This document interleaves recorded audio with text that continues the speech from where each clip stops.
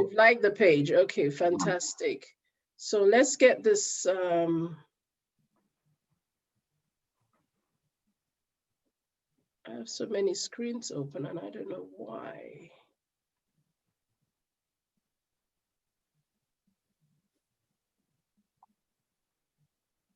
A very nice logo. Sorry? I like the logo. So nice.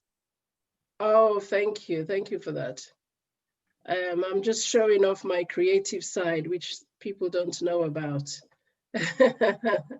I also do. So I think if I go and look, we should be on Facebook any minute now. Yeah, I've seen you on Facebook. Any minute now.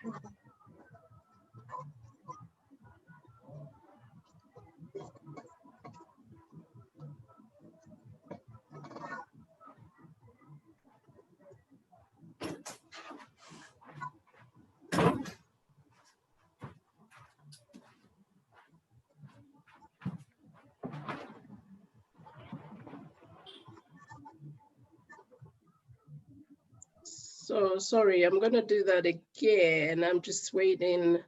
So yes, our speakers are joining. I hope you all can hear me. I'm sharing my screen, but we've gone live.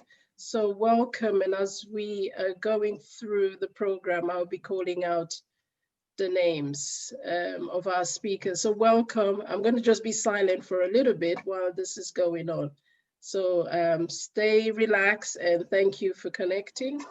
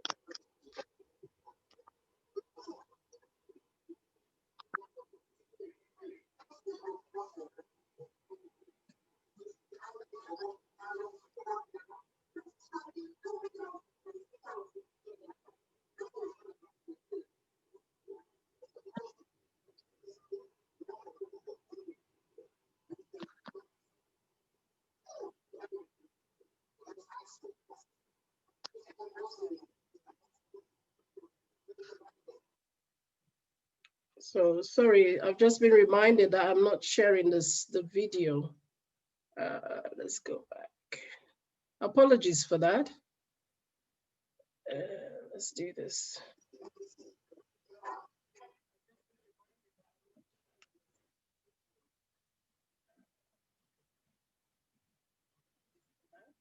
Oops, sorry. When the bubble go school, mama you don't hear the killer in future, right? Yeah. When the titi go school, voila you don't free no man no go mass by right? Yeah. Mommy, I dey go school now. Go now. Army government they go give una food na school. That go cross me for the motor car there. Like when you also you not sabi cross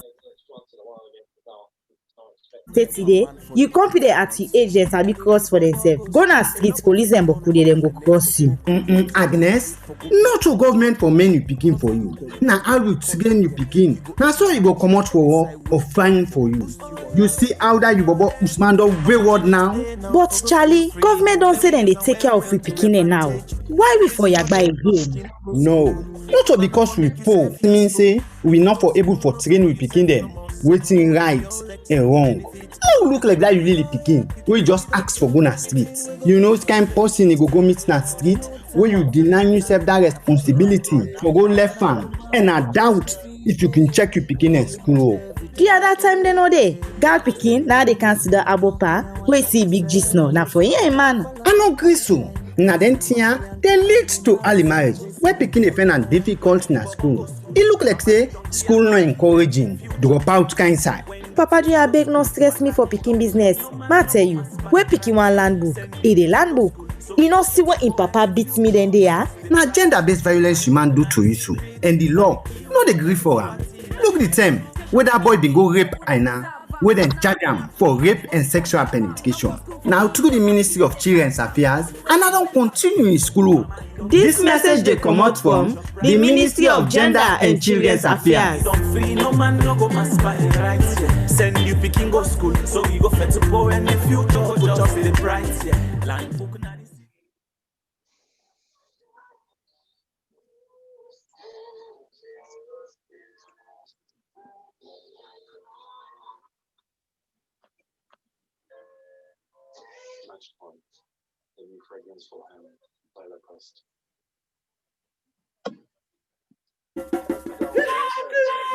Ce nouveau lever de soleil annonçait une mauvaise nouvelle. Mes parents veulent me donner en mariage. Dans mon livre pourtant, Cendrillon ne se mariait pas à cet âge. Sois forte, me dit maman. Nous sommes toutes passées par là. Tout va bien se passer, tu verras. Mais sois fort. C'est le conseil qu'on donne aux autres dans les moments où on ne saurait l'être. Que dire donc de plus? La sentence de papa est irrévocable. Voilà, le mariage est un mari idéal. Le tam-tam du vieux griot avait grondé. L'enfant n'est plus enfant. L'enfant est devenu femme. Le chapelet de la complaisance ne tourne plus. La bêtise humaine se terre aux portes de l'habitacle. La solitude, l'amertume, le désespoir, de nouveaux mots dans l'agenda de ma vie. Mon enfance, jadis remplie de rêves, aujourd'hui se retrouve vide.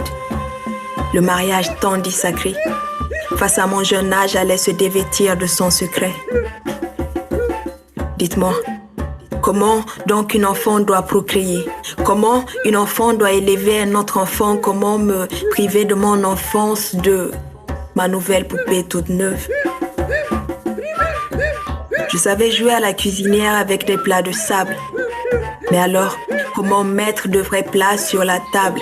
Comment faire quand l'oncle d'hier devient aujourd'hui un mari? Mais qu'est-ce donc un mari? C'est les questions que je martèle dans ma tête de gamine. Une tête torturée par des problèmes et qui explose face à une telle combine.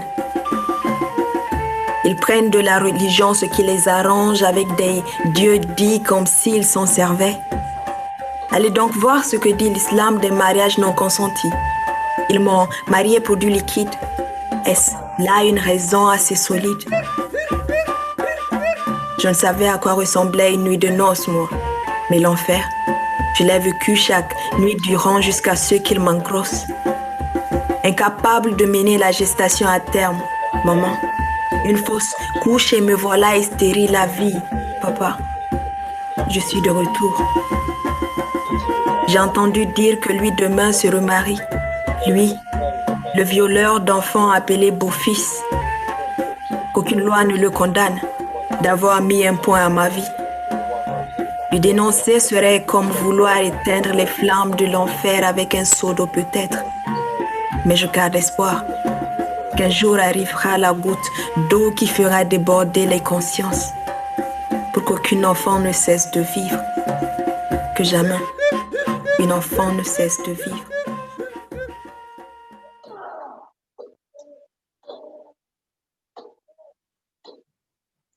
Hello, good afternoon, and welcome to this year's Day of the Child. And my name is Alimatu Dimonikeni. I will be your host for this afternoon, and I'm now about to stop the screen share so I can see everybody's faces. Welcome and thank you for joining this event this afternoon. We have our guest speakers, and in a minute we'll have a special performance from one of my greatest admiration and somebody I love from Kenya, and he's gonna give us the theme song of this year. And I wouldn't take much of your time. What I will do this afternoon is to introduce each and every one of our guest speakers when they're about to speak. So could I kindly ask everybody to just mute your device, and we will have an opportunity for a Q&A as we see the program progresses, and if that's going to be something that we can accommodate in the middle or at the end, that's what we will do. So please mute, except if you are a speaker. So I'm going to now speak in Creole. Una, good afternoon, and thank Una for joining this program this afternoon. We mark today the day of the girl child, and I want to welcome, we speak at them where they come from all over Sierra Leone, with the exception of Hawa, we come on from Ghana. But I can talk about an interesting topic where we all need to know about. So I just want to ask everybody, make them go mute their device. And also a reminder that this program is being streamlined on Facebook and on Periscope. For those of you who are on Facebook, you can go and follow the page A Girl at a Time and share with your friends, because this is an important day for the girl child, and particularly the girl child of Africa. There's an African theme to this program where we want to highlight the issues, particularly Sierra Leone, the country Sierra Leone, but we can also touch on other countries then. So can I just remind everybody for mute their device? Mohammed? So we have our inspirational association for the persons with albinism. We're going to do a special presentation this afternoon. And we also get with two key speakers then. We're going to give you some insight into their work. And one is about online abuse, and the other is about girl empowerment from Asma James. So without further ado, I hope our special guest performer is getting ready. Sadly, he's not going to be with us after he's done his performance, but hopefully he might come and join us because he also has to go and perform this afternoon. So thank you very much. And I am now going to welcome my colleague. And if I read his bio speaks for itself. And this is Francis, and I know him as Manzi. Is that Manzi Foreman? Manzi Foreman, and he's a performing artist and an FGM activist, a founder of the Network of Youth in Action, a community-based organization, and co-founder of the Big Brother movement. So Francis, I am now going to call you in. I hope you've got your instrument and yourself ready to lead this program. And thank you so much. This was a theme song designed purposely for today. We've been working on this program for about 2 years. So over to you, Francis. The floor is now yours. Yeah, thanks a lot, for Alima, thank you for everything that you've done. This is a special day. I really appreciate what you do on a day-to-day basis and the work you're doing for the girls. Not only in Sierra Leone, but you touch so many lives also across Africa. As a men and FGM campaigner, some people may ask why men and why FGM. Yeah, and I would like to say that the first time I started this campaign, I was deployed to work for USAID in Loitoktok, Kajiado County, under the Happy Plus project. And there I was working with youth in and out of school. So our challenge was like, so many girls are running out of school, and we never knew why the girls are not in school. Class 1 to class 5, girls are there.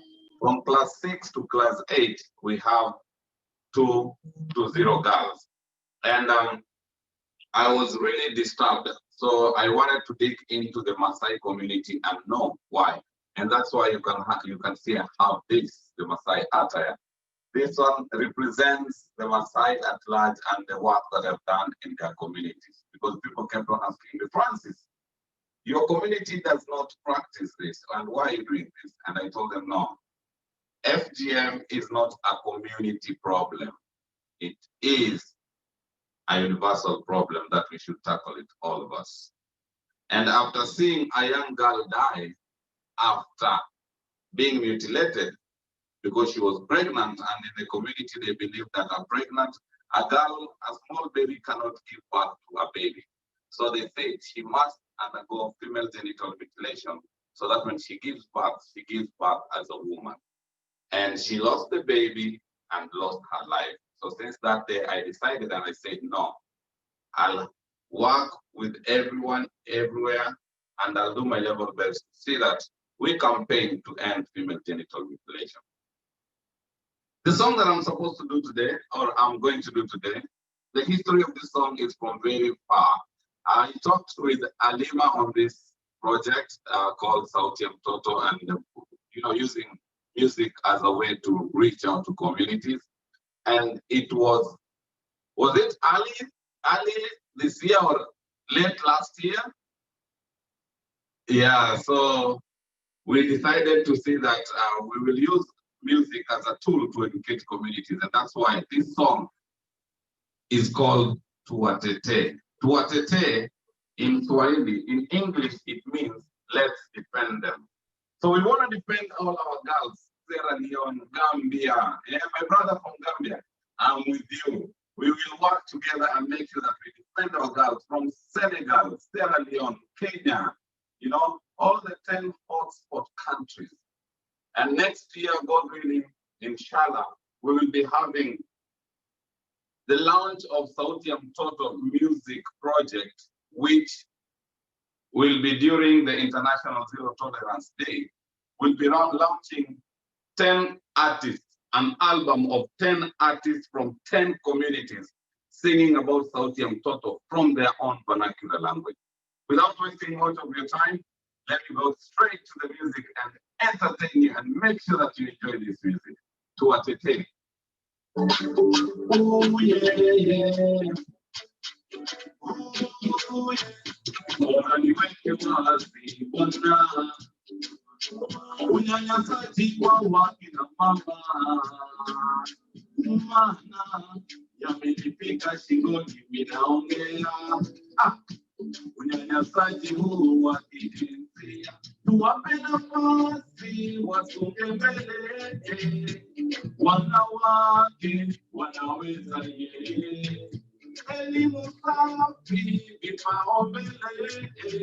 Tuwape nafasi wanaweza wewe, tamaduni pekee ukeketaji, unyanyasaji,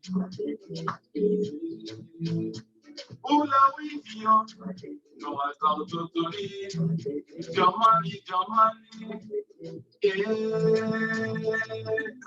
We are saying don't you marry them early now. We are saying leave them study now.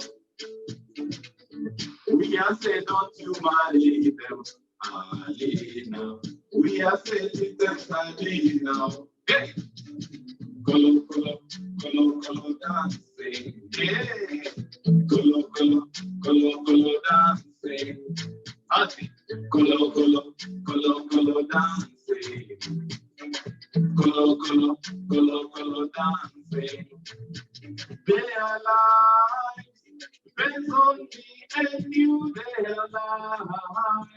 Depends on us all, they are alive. Depends on me and you, they are alive. Depends on us all. Woman, woman, woman. Every nation they say, that's things to achievement, achievement, woman. So I do the faking, who can get started, who are with you? Yeah, I say, go away, to what they say, to what they say, Jama.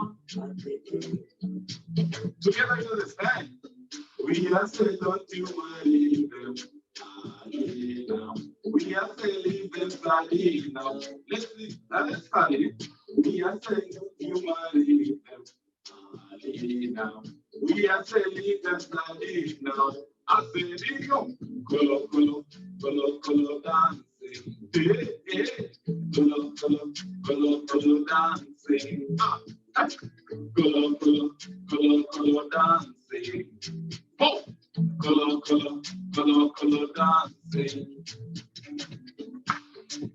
Colo, colo, dancing. We dance to defend our girls each and every time. Every man who's in this forum, Tanzania, Nigeria, Ethiopia, Gambia,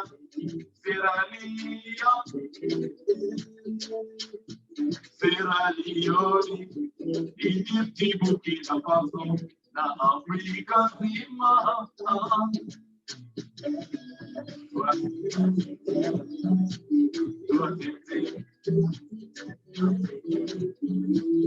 Hey,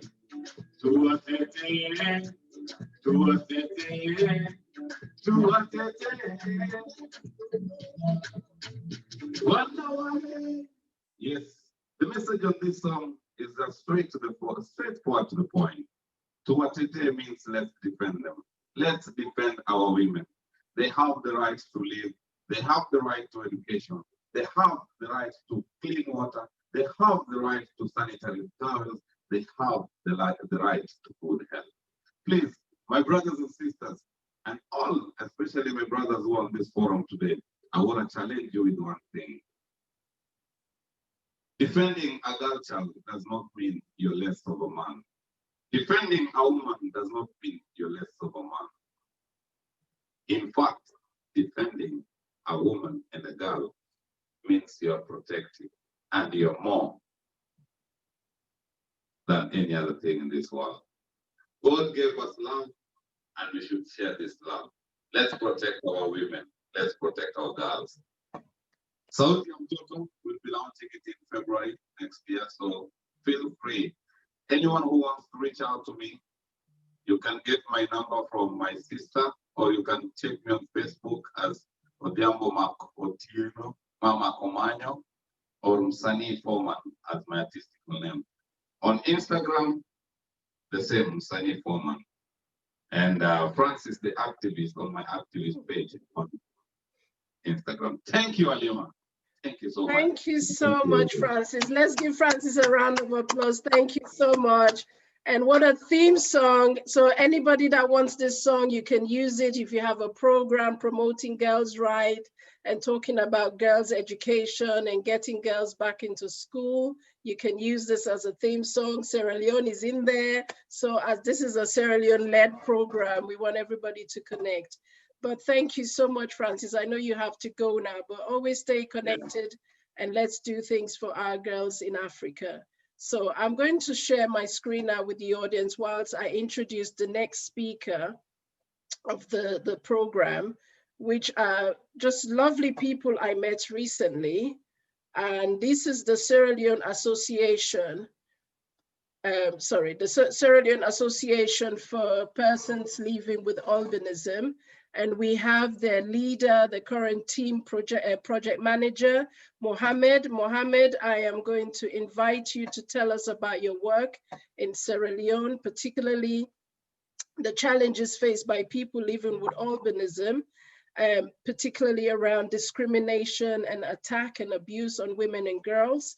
So Mohammed, let me know when you're ready and I can bring you on. So you have about 10 to 12 minutes to tell us about, aha, there you go. So we have the entire team. Hello from London, how una do, una kusho? Una de me, Mohammed? Hey, hello, una unmute because we need to hear you una. So you can't see. Mohammed, could you kindly unmute? It's connecting. Okay, you can put the headphone on.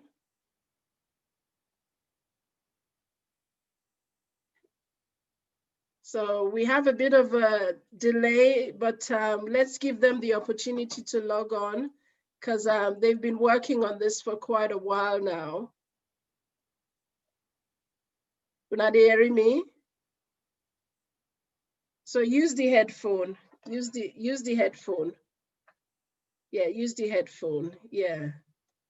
Plug in the phone.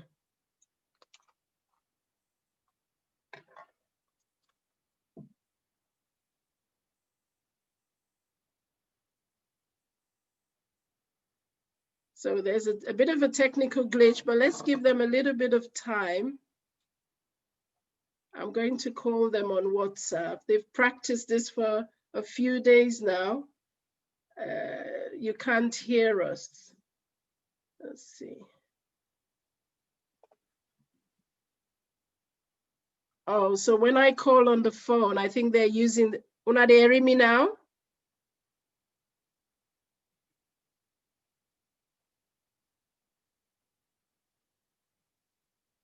No. Okay. All right. So whilst we are getting them ready, can I invite one of our keynote speaker, and that is Hawa Adam. Oh, hello, hang on a minute. Sorry, this is technology for you. Hello, Mohammed. Una okay? I know. Put the headphone on and plug them into the phone. Maybe that would help. Or I can put you on. If you can speak now, maybe they can hear us. Yes, so go on, speak now. Yes, well, let me just check if our audience can hear us.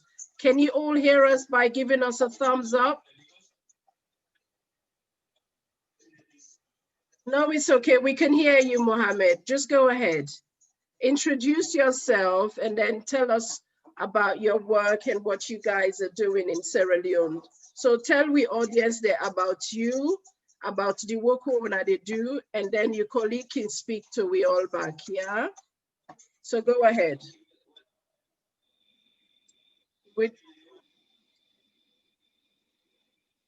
Yes, whatever you're not comfortable with, whatever you're not comfortable with. Okay, go ahead.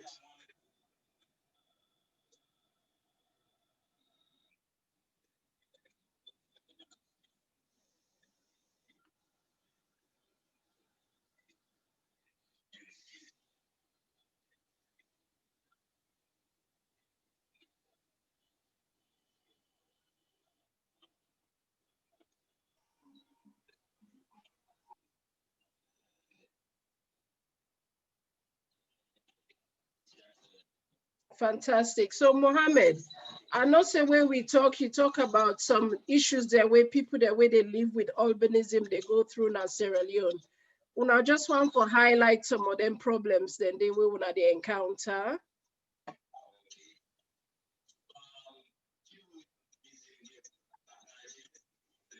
Because by both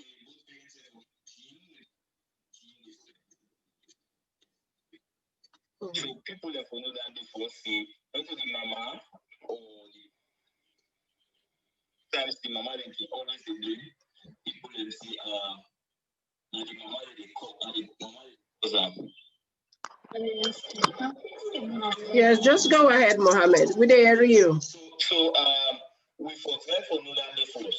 That for be established say now genetic problem and not nobody in cause now God or science problem. So you get challenges they will be facing extreme cancer, you get challenges all sectors of life we face challenges. And all sectors of life we face challenges. When it comes to health issues because we community surrounds health.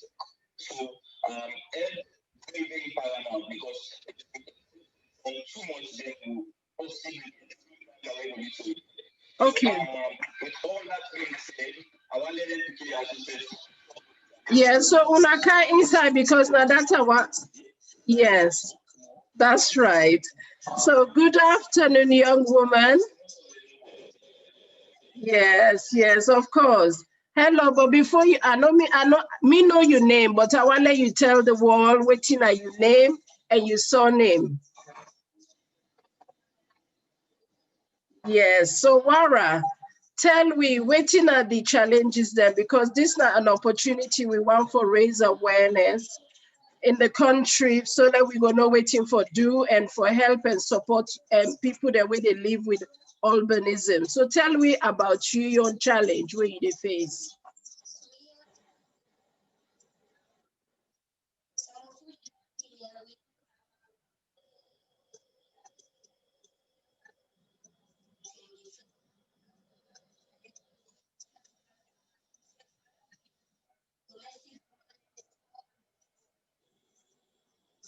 I see. So as an advocate for woman them and girl picking them, and I want to let you put this message out to Boku people that waiting at this program when I then work this because for me personally, I they feel like I say we they exclude una. Anytime where we they talk to people that we not they bring una into the conversation. Wait till you go one for say to somebody like me, we not be know nothing about albinism, how I go help you for let your message reach the world.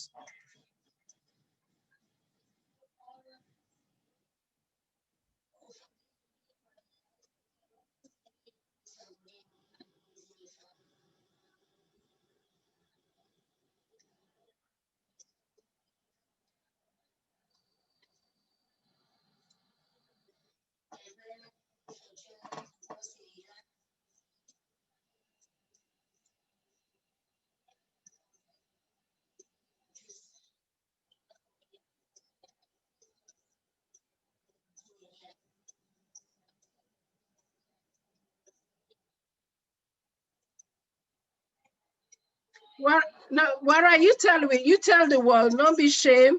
So tell the world what you want, particularly salon people there, what you want for let we do for you.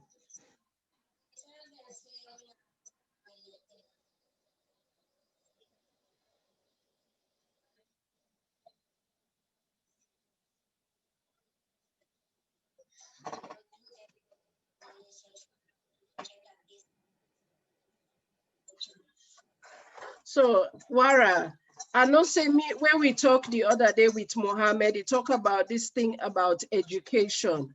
For say a lot of people that where they live with albinism are smart people there. You just don't demonstrate that already. But you want to make the Ministry for Education help una with some reading materials because people that where they live with albinism can get visionary impairment. You want for tell me what exactly now this thing where you encounter.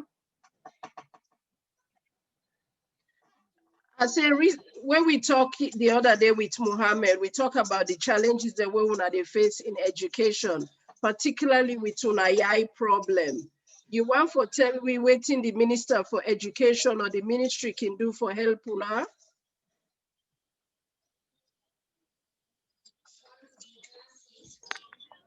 Alema, Oh sorry yes, to sorry, interrupt. Yeah. Una speak louder, no?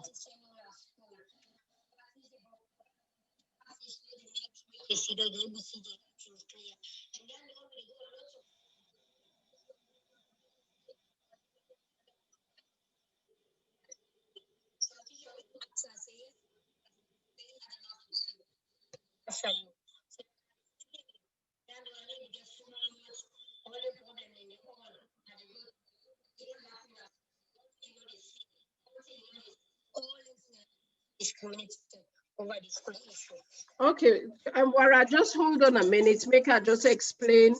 We colleague the way they listen because they apparently they need hearing. So apologies for that if you can't hear. I just asked Wara, one of my colleagues from the Sierra Leone Association for Persons Living with Albinism, what were the challenges they are facing in Sierra Leone in terms of education and access to education. And one of the issues they face are visionary issues with their eyesight and also skin condition because they can get skin cancer because of the rays of the sun. So I'm going to ask them my final question now. So Wara, I know say we get problem with the sound from una end. If you get one question for ask, when you go say people then go give you the answer where you want, waiting at that question, waiting you go want for let the people that where they watch today, for let them connect to Tuna salon and walk with Tuna, waiting you go want for ask for. No, I say, if you get a question for us, let's say you got one question, you're there with President Madabio right now, and the president say, Hawa or Wara, what you wanna do for you today? What you go tell them?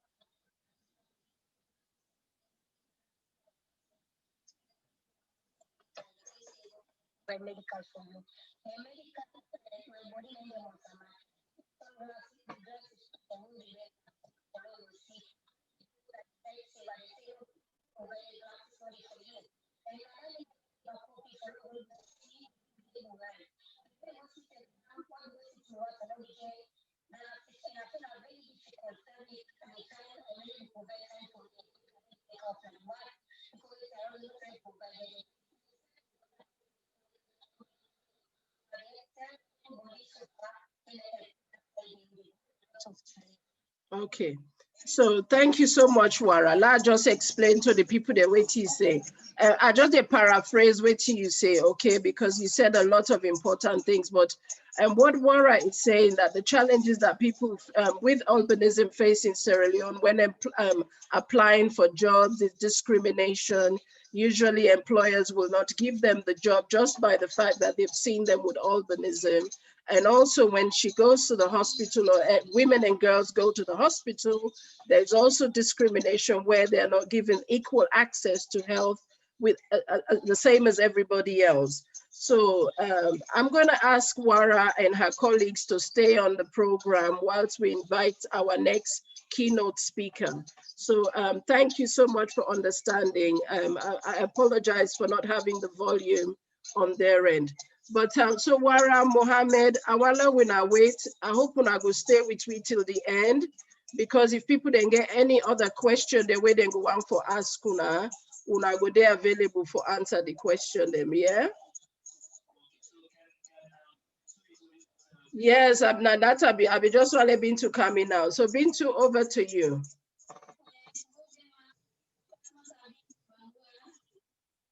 Yes, Bintu. Yes, tell me waiting are you your experience.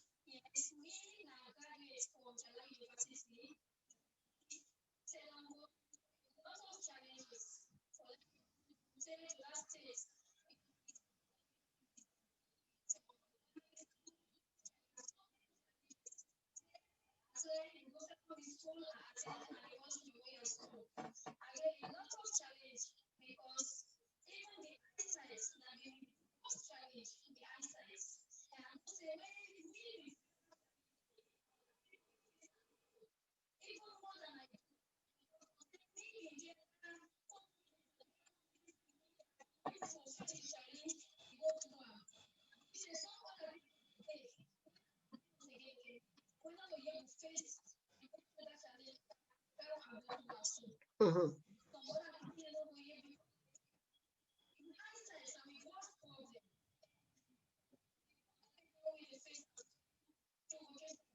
Thank you.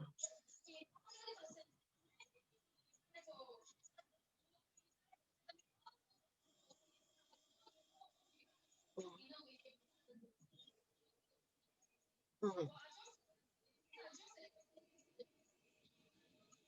Thank you.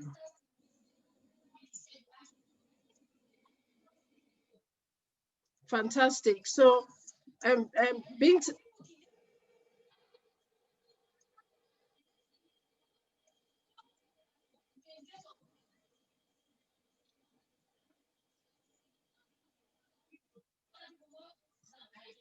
mhm.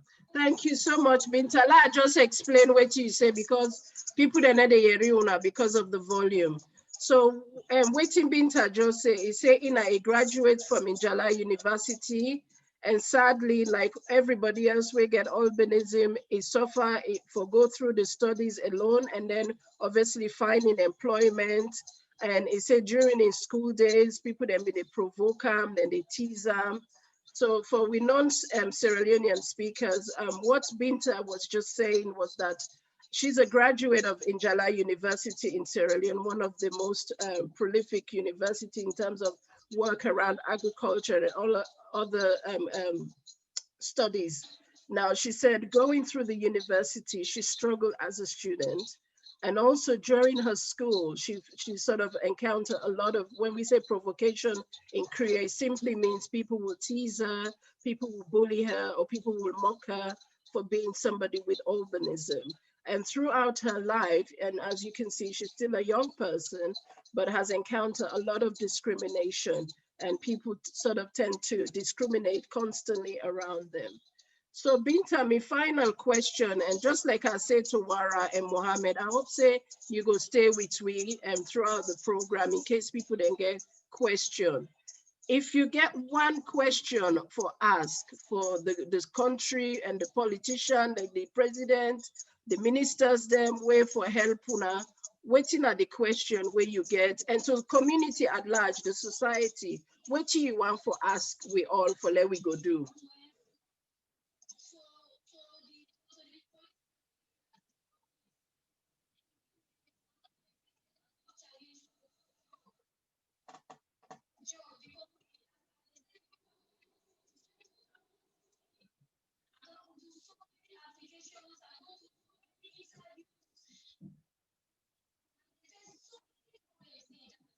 Okay.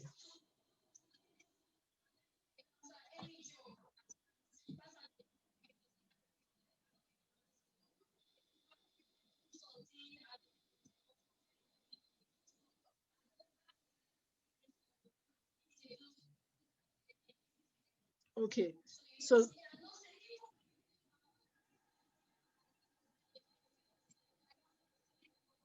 okay.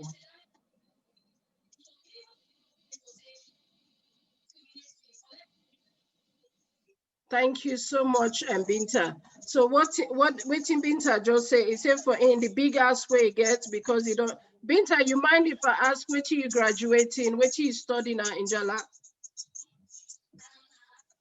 Accounting, thank you. And accounting. So Binta, they tell we say throughout in university, obviously suffer discrimination. But at the moment, the challenge where it gets, despite being a graduate in accounting, it not able to find work. So I will just speak in English now for our non-Sierra Leoneans or Creole speakers. What Binta is saying, she's graduated in in accounting in Sierra Leone, in finance, and has been struggling to find work since she graduated. So if anybody is in the audience that's watching this program, we have a fantastic accountant here and she needs a job from Sierra Leone. So please employ her. And Binta, thank you so much to you and your colleagues there for opening up about our experiences. So please, I wish I can stay and not go away. I know say the Wi-Fi connection are a problem, but stay behind so you can hear some of the comments them and the views from the participants that we don't join with today. So thank you so much.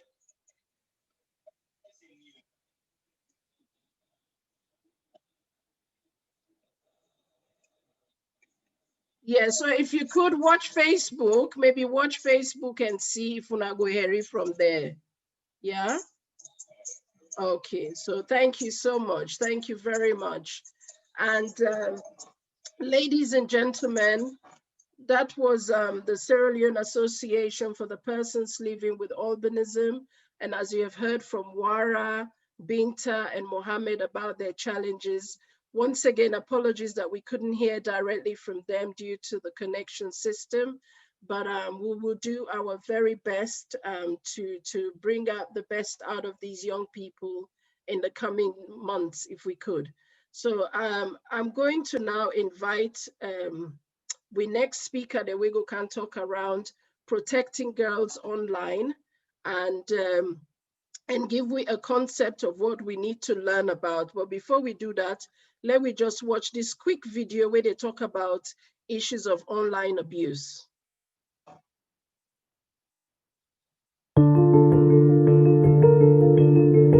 Dear Instagram, Facebook, TikTok, and Twitter. We represent the 14,000 girls from 22 countries who spoke to Plan International about online abuse. We are urgently asking you to work with us to end online harassment on your platforms. We love them. They're a huge part of our daily lives. We use them not just to connect with friends, but to lead and create change. But they are not safe for us. We get harassed and abused on them every single day. We are physically threatened, racially abused, sexually harassed, and body shamed. Online violence is serious. It causes real harm, and it's silencing our voices. As this global pandemic moves our lives online, we are more at risk than ever. Did you know that 50% of us face more online harassment than street harassment? And 42% of us lose self-esteem or confidence as a result. Online violence shapes our identity while telling us what's wrong with our identity. Girls are harassed for their ethnicity and race, and girls who identify as LGBTIQ+ are harassed for being themselves. We are told if we can't handle the harassment, we shouldn't be on social media. That's messed up. We shouldn't have to cope and shrink ourselves in an unfair system. The world needs to stop normalizing online violence. We know that many of you are taking steps to make your platforms safer. That's awesome. Thank you. But right now, it's not enough. Girls in all our diversity need to know that when we're abused and threatened online, we can report it and you'll take action. Our practical solution? Be our allies. Speak to us, listen to our experiences. Work with us to create stronger reporting mechanisms for violence that meet girls' needs and hold perpetrators to account.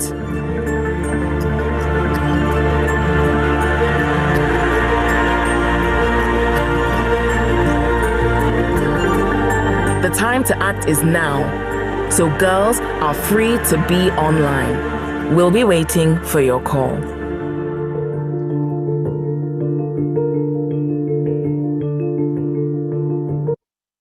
So I will now welcome our keynote speaker, who is our Adam Emenia, Executive Director of Child Online Africa. She's a development entrepreneur. Before her current position, she worked with the Education Coalition and the Action Aid Big Lottery Fund project. The key milestones of that project is the draft Ghana Gender Education Policy. And she's the founder of Child Online Africa, formerly the J Initiative or JI Initiative, a child and family focused education and non-governmental organization based in Ghana and beyond through its strategic partnerships. Since 2013, AWO has been a forefront of the call on the government and stakeholders in doing so much more around cyberspace and online protection of our young and vulnerable people. Without further ado, I'm now going to invite AWO to the floor. And AWO, please give us your keynote speech around the issue of online abuse. Thank you. Thank you, Ali, and happy International Day of the Girl to everyone. Kindly enable my screen sharing. I have 5 slides to speak to. Yes. But then, like the documentary says, There's a lot going online which affects women, girls, and because of the peculiar vulnerability of girls, they turn out to be susceptible to all forms of abuses. And it will be good if we pay attention to what happens to girls, like the call from the documentary did say. And I am taking it from a safeguarding perspective, because I'm of the view that if we are able to safeguard, we will promote protection at the same time well-being of young women online. Strangely, I've closed my slide, but then yes, it's I think you are now a co-host, so you should be able to share. Right, so I'll do that. I will try and do that.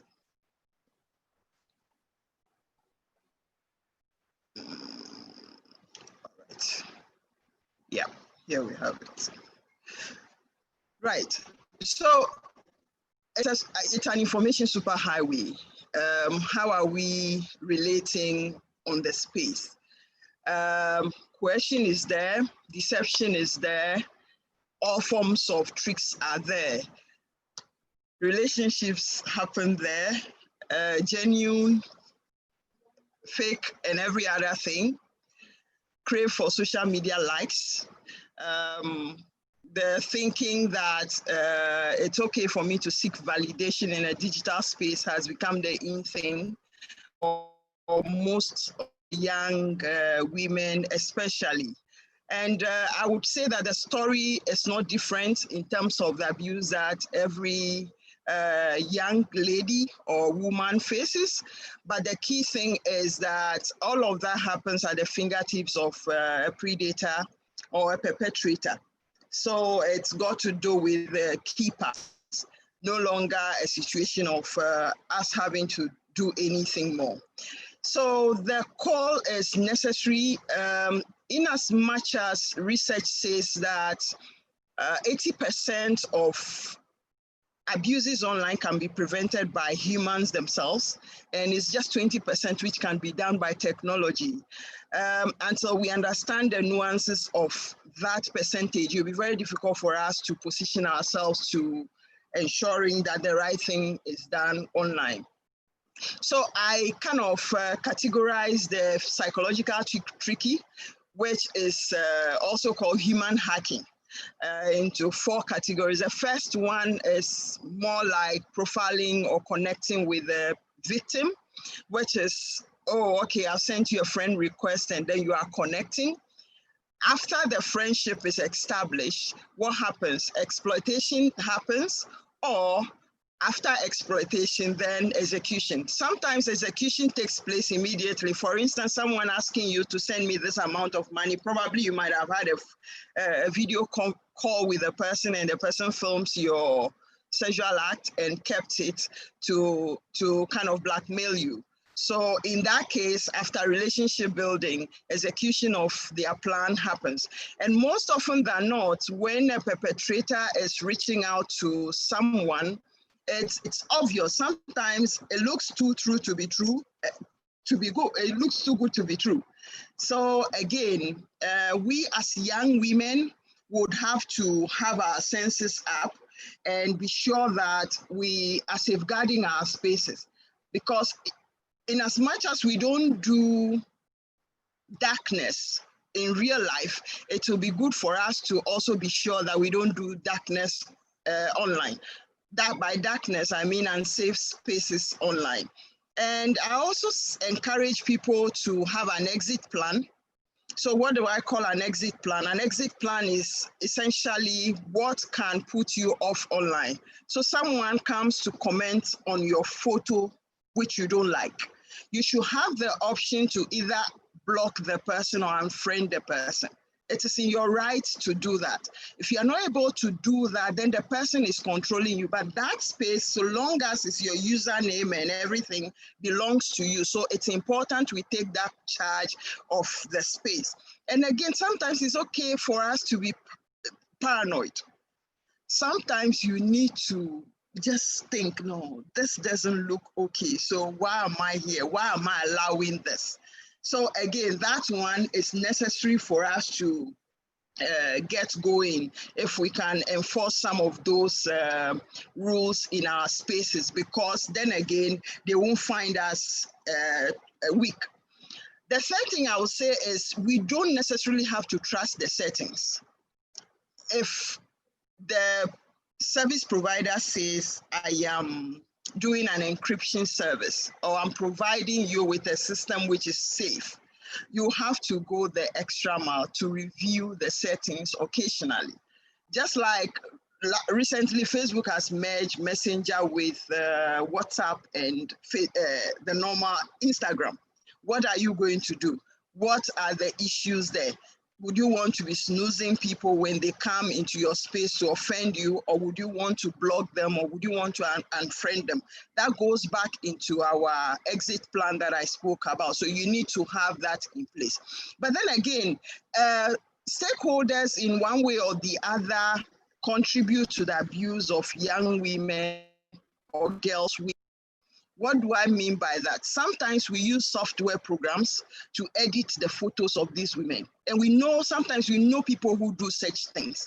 To what extent are we able to put right so that they don't perpetrate the crime against girls? So that is our responsibility as stakeholders from all spaces, not only the service providers, but as individuals in our communities. And there's also file sharing system where people deliberately upload girls' photos, and with the view to blackmail or body shame and do all the other things with them, they use those file sharing systems which seclude it from the normal system. But at the end of the day, you are sharing their photo, you are sharing their data with other people, and that is also used to mitigate, promote crime against young women and all of that. Some of the platform stories that we distribute ourselves, you've come across a story about a girl who has been abused, maybe on WhatsApp or any other platform. The next thing you are doing is you are sharing it. You are re-victimizing the victim. So the first thing you need to do is to look for where you can report. And even on each of the platforms, there are reporting channels to that. Sometimes when you report, it might come out that it doesn't go against their community standards, but then you can still make a case, appeal for the case to be taken up, just because you feel that it is wrong enough for young people to suffer such situations. And sometimes too, we as people search for information, search for such content about women. So somebody's duty is to just go on sites and be looking for naked women. So once there is demand, there will be supply. So long as you are looking and the producer of that content is seeing a lot of views, once the viewership is high, the person will keep producing. And it's vulnerable women who are going to continue to suffer.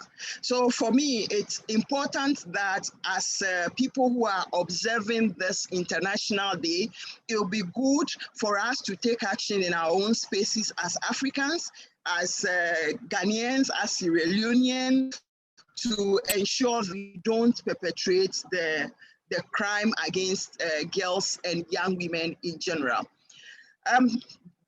My last slide, what are the red flags? There are red flags each time you go online, and once you come across those things, you should be able to start putting yourself in check. So you are there and this young man, known or unknown, says, send me a private message or let's go private. You are all in the public space, the person comes and says, let's go private. And sometimes the person becomes overly patronizing on your photos and things like that. Once you encourage it, the next moment, the person is going to take you on by surprise. Send me a photo, and this photo, you might send a harmless photo. The next moment it comes, oh, send me a sexy photo or a romantic photo. And then we fall prey to those things. It's important we have our senses up when it comes to that. Sometimes they also ask, are you alone? or give me your phone number, or where do you school? And those are personal information that you should not be releasing to third parties.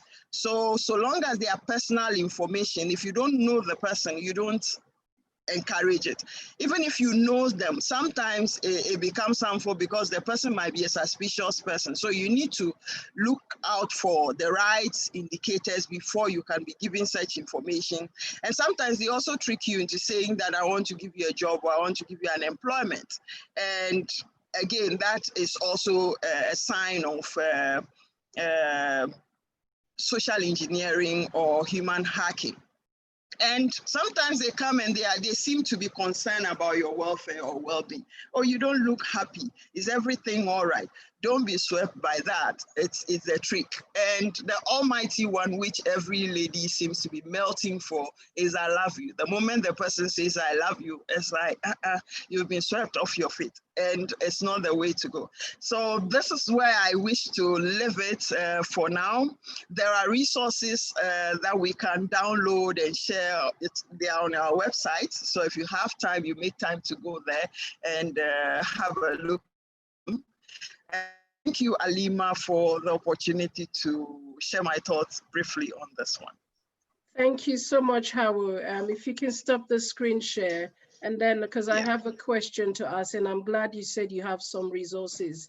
Recently in Sierra Leone, we have been seeing a lot of sharing of young girls, particularly in their school uniform. And one of the things I found really puzzling that the people that are sharing are seeing that these are children in their school uniform, but because they think the children are doing this by themselves, felt it was a right for them to share, not realizing it could be that this young person has either been coerced, manipulated, like you said, to come in their uniform, because there are people with sexual desires to see children in school uniform because they will have the impression that they are children. So what advice would you give particularly to communities? And I've been in community groups where this information is being shared, and I'm actually asking these colleagues of mine, like, our job is to protect these children. Yes, I know you're raising a concern, but you're in fact sharing pornographic images of children, and it's wrong. What advice would you give to us, Awu? Alima, what I would say is, by the law, it is wrong to start with. If we take it from the global law to the Africa Union and to Sierra Leone, it's against the law. The first point of call should be people should report to the police. I know the last time I met the Minister for ICT in Sierra Leone, Mohamed Soare, Honorable Mohamed Soare, he did say that they have a notice take down and remove procedure. So it will be good for people to reach out to the ICT ministry and report some of those incidences. And sometimes you can also report to the service provider, because they have the responsibility to take it down. And Sierra Leone again has the Internet Watch Foundation portal, which is IWF hotline. It can also be reported there, and then the girls could also be assisted through counseling, because sometimes they don't do it by themselves. And I know situations where girls in Ghana came across smartphones and they did all manner of crazy videos. The excitement took them unawares, and before they knew it, the one who gave them the device started uploading the videos online. It took the intervention of the criminal investigation unit of the police to take down some of those contents and then punish the perpetrators. But until we reported, that wasn't possible. So sometimes it's good enough for us to be reporting. And Facebook also said in their research findings that Africans don't like reporting.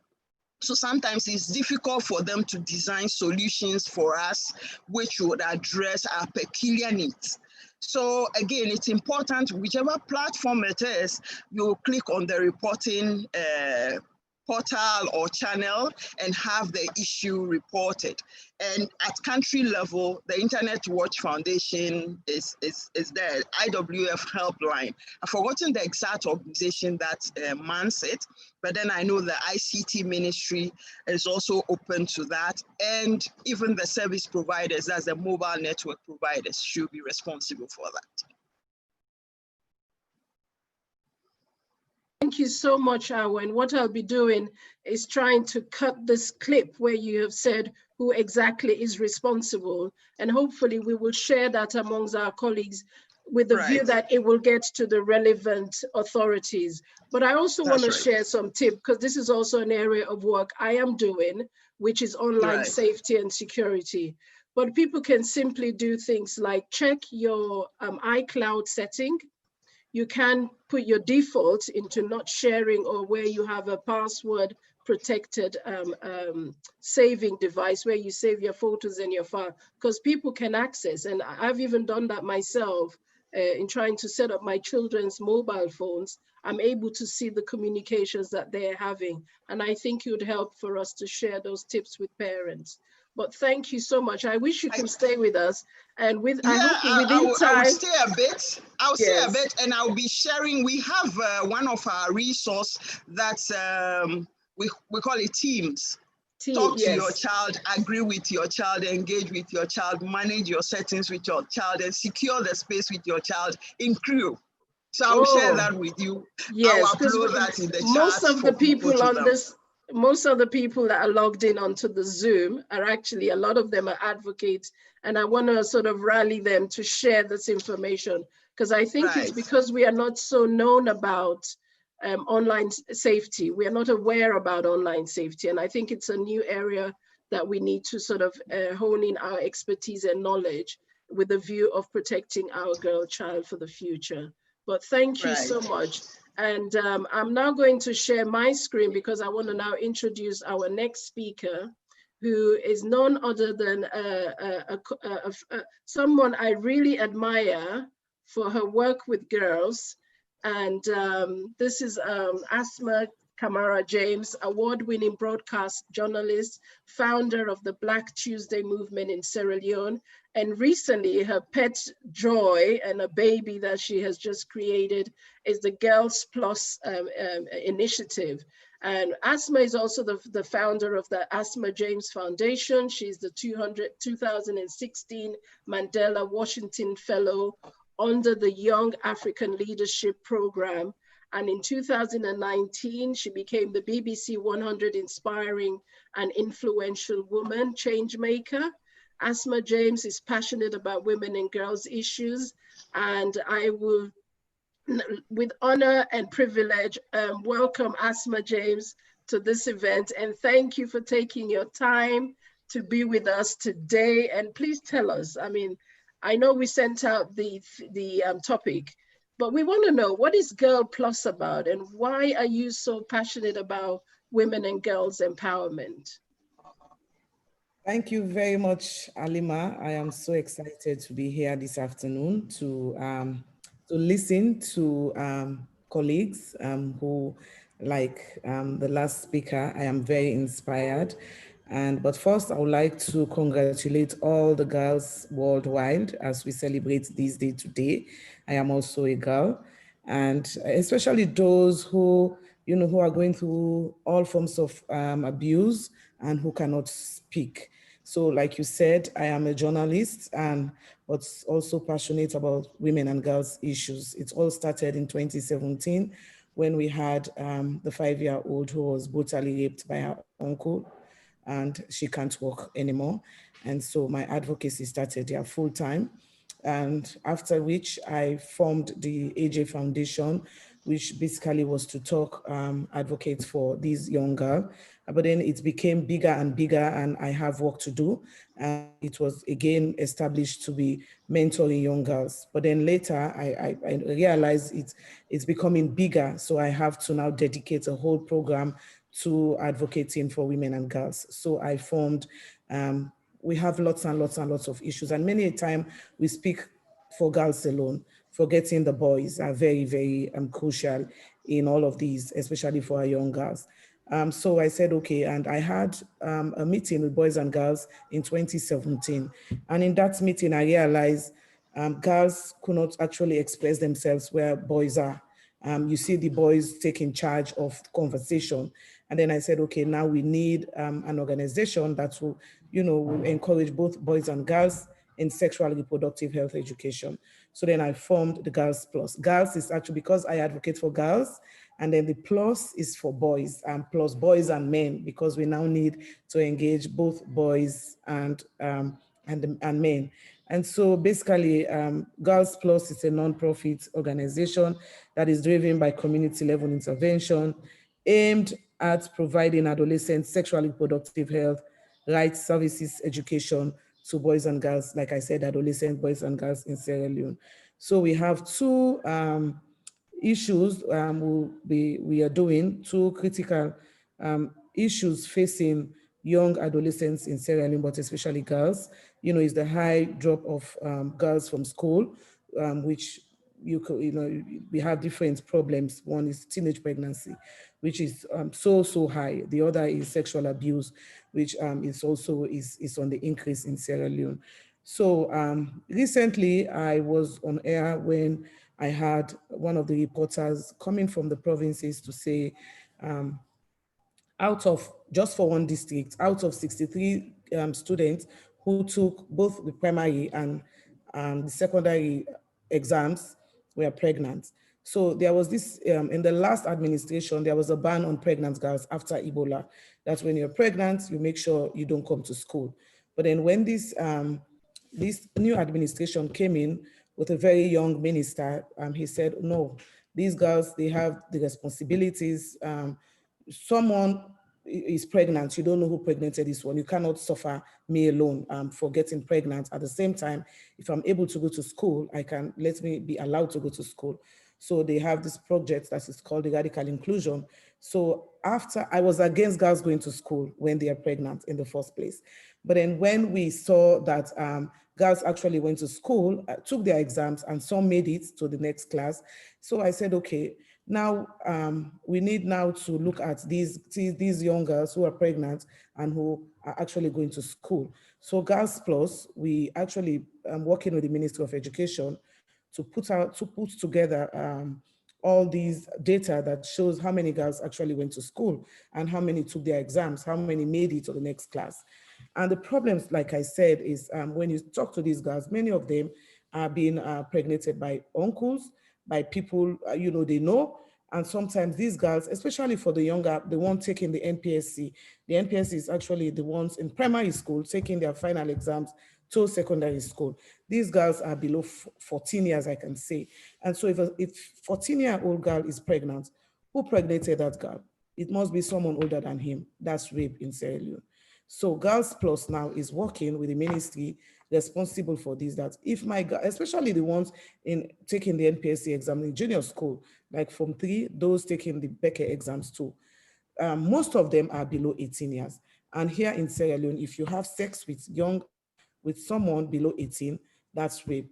So as an organization, and what we are doing now at Girls Plus is look for these girls who are pregnant, encourage them to come back to school when they are pregnant, ask who pregnated them, get through the process, and then get these men prosecuted when the time comes. Because naturally in our society, when you're pregnant, it takes the grace of God for you to come back to school. Many a time they drop out of school, especially at that early stage, say Form 3 or the SS. SS is the NPSC girls are so small. These are 10, 12, 11, 8, 9. Imagine if your girl is pregnant at 8 or 9 years, and then the men are there in the village. They will tell you, I will be responsible for this girl. And when they give birth, they don't come back to school because someone, you have to have someone to look after your kids. You have to have the energy to come back to school. So Girls Plus, in a nutshell, that is what we are doing now again, and then to educate boys and girls on the reproductive health education, to tell them you have to wait, to encourage the boys to allow these girls to go to school, because many of them will tell you, I have to show him in class. So what you have to give me your body for me to for me to help you in school. Some of these young girls are brilliant, but then these boys are, are men. Naturally, they want to behave as if they are in charge. And so we have these older men too in society who abuse these girls. So my organizations with the Ministry of Education now is going after all those men who pregnated those girls below the ages of 18 years. But first, we'll encourage these girls to give birth, encourage them to come back to school, and then now go further to engage whoever pregnated these girls. The issue in Sierra Leone is very, very, very serious. I was listening to Adam, I hope I got your name rightly. Of late, we've seen what we've seen in Sierra Leone. In the last week, we've seen serious videos coming out, girls willingly doing it. So someone sent me the video to say, but when you look at this video, you see that these girls are enjoying it. It's voluntary. They are having, it's so amazing to see women, willingly doing these videos. And then in the end, you see them exposed. In the other videos, you hear them say, please don't let my mom see this video. So it's complicated. So I'm so happy the presentation Adam gave. And then we need to now educate our girls, our women, because when you look at them again, I think they are above 18 years. So it's complicated to actually, but it doesn't matter which age gap it is.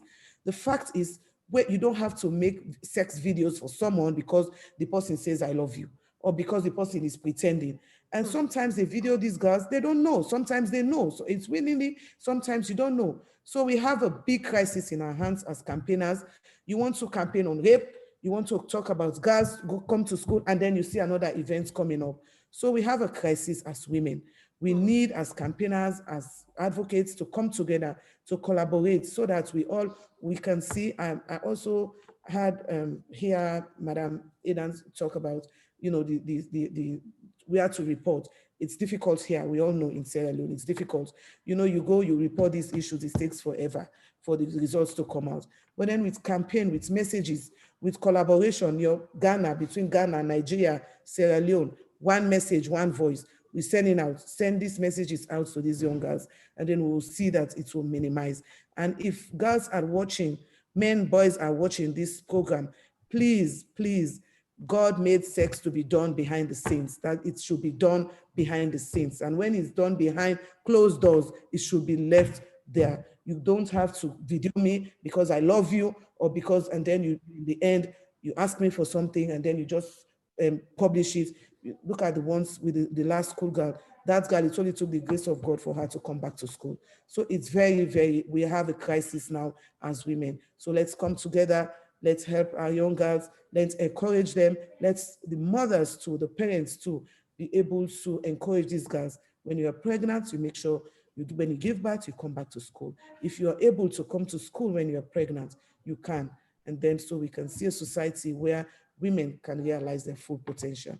Thank you, Alima. I'm so happy for this program, and I'm learning a lot from this program, especially from the last speaker. Thank you very much. Thank you so much. Well, this is the joy of the sort of effort of the diaspora, which is bringing me to my next question. Because I think when we look at the issue of women and girls, not just in Sierra Leone, globally, the issues that Sierra Leone is facing is the same issue that we're facing here in London.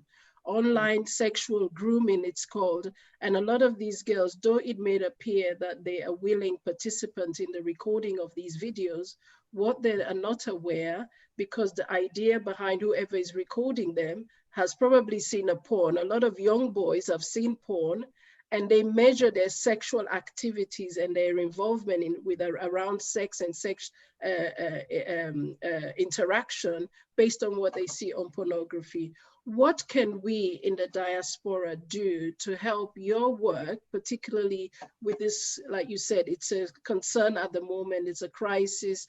What can we do to enable the work and help make it not seamless as such, but how can we help drive that message to our young girls and saying, listen, it may be nice that you're doing the video, but do you know where this video is going to end? If you're going to find a job tomorrow in the Ministry of Education, this video is going to be waiting for you on that table. Do you want that, or do you want your CV? So I think together, what can we do as a community? I think we've started already. We have people like you, we have people like all those other women on the panel. we do videos from time to time because these girls, they like video, watching videos. You just send a message that you have to respect your own body. You don't, if the person says you have to, let's do a video, let his face be on the video too. Or again, they have different things they manipulate, they just edit your own face. So you'll be the one on the video. Like you said, when they Google you now with Asma James, you see all sorts of information will come down, and definitely that video will come out. So I listened to one of the girls who was saying, you go and report. Yes, I've done it. What is it? She doesn't know because she's young now, but in future, she will know that what she's doing now at this stage is very, very dangerous. But Alima, I trust your network, and I believe you have a huge network of women. So all these women from across Africa, if we can, let's get in touch with them so they make these messages, very simple messages, and send out for these young girls to understand that you cannot allow someone to video you, or you video yourself just to send because you want to, someone says, I love you. Or, it's so amazing how you see 2, 3, 4 girls having sex. I can't even believe when they send me these videos. They are so enjoying it. But again, they don't know, these are young girls. So we need, as women of today now, to come together, to be doing videos, share them to these young girls, that you can have sex from morning to the next day, but don't allow them to video you, because tomorrow you never know where these videos are going, and it will affect you and your kids. And I had someone committed suicide some years ago because her mother's picture came out. It's dangerous because this, it's dangerous. So it's not about you, it's about me. It's about me and my kids. If you are happy today, tomorrow your kids will be sad, because when they see your mom, that will not be good for them. So let's come together as women. Let's educate our young girls. They are just hyper these days to do sex videos. I'm not sure why, but they are just hyper. So let's come together, Alima. We can talk from now, and then, we take these messages to these young girls. Thank you so much. Well, this is why we had to bring AWO, because AWO's organization is doing incredible work across Africa. And I just was feeling, where is Sierra Leone in all of this? So I'm glad AWO actually has been doing some work in Sierra Leone, but we're gonna tap on your shoulder, AWO. We're gonna come inside your bag. We're gonna knock on your door. Please welcome us as we go. I'm more than willing for us to connect and make things happen. You have the European experience. Mm-hmm. Much information from the classroom right down to the service providers. But unfortunately, Africa is not seeing it that way. So we need to bombard everybody with the relevant information, what constitutes your digital footprint, resulting in your digital reputation, and all of those basic things they need to know and understand in a language they can relate with. So Thank you so much. Yes, Asma, I'm with you. And I'm with everybody. So please share your emails if you want to connect. There's an opportunity in the chat. But I'm going to now welcome our next guest. Whilst he's getting ready, can we just listen to the the Ministry for Gender's announcement that was launched today on for this particular day. So Una, listen to the message from the Ministry for Gender.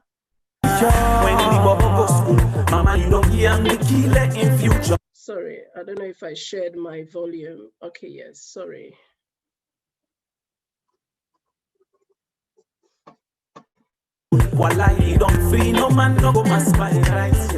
Mommy, I dey go school now. Go now. Army government they go give una food na school. That go cross me for the motor car there. Like when you also not sabi cross state today, you compete at your age and sabi cross for themselves. Go na street, police and bokude them go cross you. Agnes, not your government for men you picking for you. Now I will train you picking. Now so you go come out for work or find for you. You see how that you bobo Usman do wayward now. But Charlie, government don't say then they take care of we picking now. Why we for Yagba again? No, not because we poor. It means say we not for able for train we picking them. wetin right and wrong.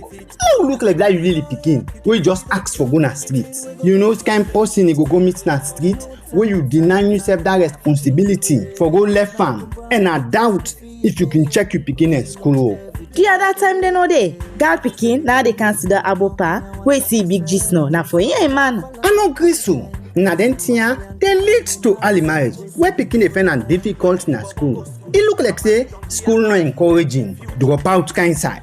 Papa do abeg no stress me for pikin business. Ma tell you, where pikin wan land book, e dey land book. You no see what im papa beat me then dey ah? Na gender-based violence you man do to you and the law no dey gree for am.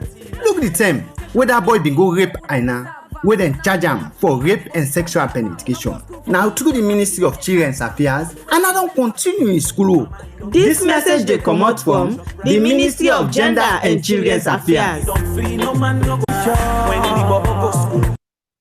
So, without taking much of your time, I know we're running a bit late, but I'm going to welcome our next guest speaker now, who is Joseph Ben Kalfala.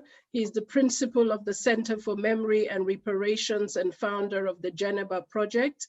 The Center for Memory and Reparations facilitates remembrance and common narratives around the Sierra Leonean Civil War. The Geneva Project provides educational opportunities to adolescent girls in Sierra Leone. I now welcome Joseph to the program. Joseph, if you can identify yourself and then I'll pin you to the program. Good afternoon. Hello. Hello, how are you? I'm good, thanks. Thank you. Thanks for joining us. It's a pleasure. I'm happy to be part of this program. My name is Joseph Kaifala. I run the Center for Memory and Reparations, and I also run the Geneva Project, which provides education opportunity for adolescent girls in Sierra Leone. One of our schools that we're running now is the Sengbe Pierre Academy, which is in a small village called Robis in Lunge, Sierra Leone. But the reason I do this work, I often say it's unlike the reason other people do it. I am primarily a philosopher, and I have various ideals that drive my work. And one of those ideals is the belief in equality and the social contract, which is the foundation of our democratic process. Whatever one stands is on democracy. That is the best form of political administration we have until we can find another one. And because the contract is developed nationally, I believe we are all equal under that contract. And so one thing that is appalling to me is the convenience in providing. Of course, one of the basic elements of our social contract is education, providing basic fundamental education for citizens. It baffles me that especially our African countries and Sierra Leone being part of that, we can conveniently provide education for boys and whether deliberately or inadvertently exclude girls. And of course, I am very happy with Sierra Leone. We don't have generally fundamental religious or any other ideological objection to the education of girls. It's just over the years, we have created a patriarchal society in which it becomes quite convenient to exclude girls from school. And unfortunately, even with the current free fundamental education in the country, there are going to be existing patriarchal elements that is going to make it absolutely impossible for many girls to stay in school. Of course, one of that being early marriage and the belief among our people that when a girl reaches a certain age, she must get married, and seeing a girl only as a production vessel, and therefore maintaining power in the hands of men and boys. Because of course, if education is what empowers us, and then you exclude girls from that, what you're doing is permanently maintaining power in the hands of men and boys. And I felt philosophically, at a philosophical level, that that is wrong. And secondly, I consider myself one of the citizens of this country. So I believe that merely condemning issues online or on radio and television is not enough. One must take a citizen's action to try to remedy some of these situations. And for me, one fundamental aspect that I can contribute into achieving not only the education of girls, but also working towards the idea of gender equality is education, because of course education can serve as an equalizer. You cannot employ girls in offices if you do not educate them, and then if you cannot employ them, they don't have a source of income, so they are going to be permanently subservient to Pasuri, who's an Okada man who brings in money every day. So even if he is brutalizing her, she cannot leave, because when she goes back to her parents, she's going to be sent right back. In fact, in some of our ethnic groups, she will be whipped for disobedience, not only to her husband, but to her family who gave her into that marriage, and return to her husband, who now is, in fact, more empowered to continue to abuse her. So these are the things that I object to, and that led me to set up the Geneva Project as a means of providing scholarships for girls, so that at that time, of course, parents, girls especially, were dropping out of school because they couldn't afford school fees and school materials. So as a student in Norway and the United States, I decided to start fundraising to provide scholarship for vulnerable girls in various schools in Sierra Leone so they can actually stay in school. I did not like to see girls dropping out of school merely because they can't afford $30 school fees or uniforms. So we did that for a while, and in some of the villages, parents started also raising issues of the fact that when their girls reach a certain stage, let's say they complete JSSS, junior secondary school, they now have to go to cities or to relatives and friends in order to be able to continue secondary school. So one of the things we started doing was to fundraise and build schools that were needed in various places, especially in a town called Masoila in the Kafabulon chiefdom. A few years ago as well, I had been advocating for free quality education alongside the scholarships that we were all offering. I've always believed that education at the fundamental level in every democratic country should be free. And it should be provided to boys and girls equally.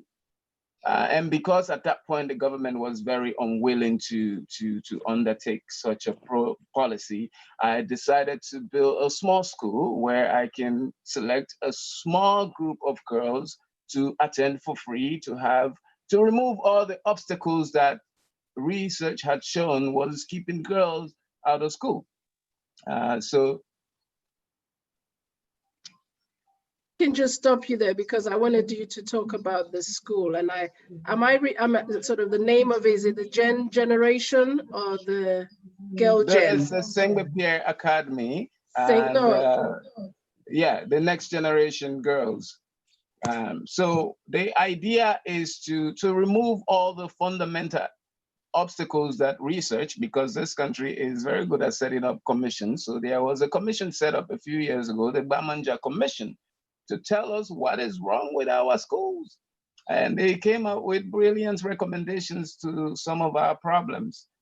So I built the school where that wouldn't be a problem. So we provide uniforms, there's no school fees, and something that is so little that one may wonder in the 21st century is bathrooms. You visit many schools around the country, there are thousands of children, no toilets. So we decided to build a school where we provide all of that for girls. They've been thriving. I often tell people this is not Oxford. My concern is not producing the best students in the country. My concern is to create what I call a dignified learning space for girls. Because if you read many human rights document, you will find the word dignity. That's right. But we do not include dignity in school spaces. And I believe that the learning environment itself, especially for girls, must provide dignity. Is there adequate bathrooms? Can the door be closed? Are they free to be girls? In this country, as you know, one of our greatest issues is what girls' hair look like in school. I don't think that is the biggest concern for their learning. No. And corporal punishment. And I don't think that's the way of learning. So all these things have been removed. And again, the school itself is not only a learning space, it is a safe space for girls. I tell people that unlike their homes and their families, this is where they must come every day to be just girls who are learning. Yes, and a fundamental right at that. So my question is, and thank you so much for that, and I know you're doing an incredible job, and I'm always curious because Sierra Leoneans would always say, waiting that man they do for teach girl picking them.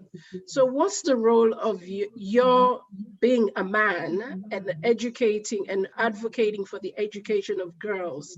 What does that make the girls? Because I think we're missing that role model in our community, seeing where men are asking for girls' voices to be heard and be treated equally, and as you said, dignified and access to education.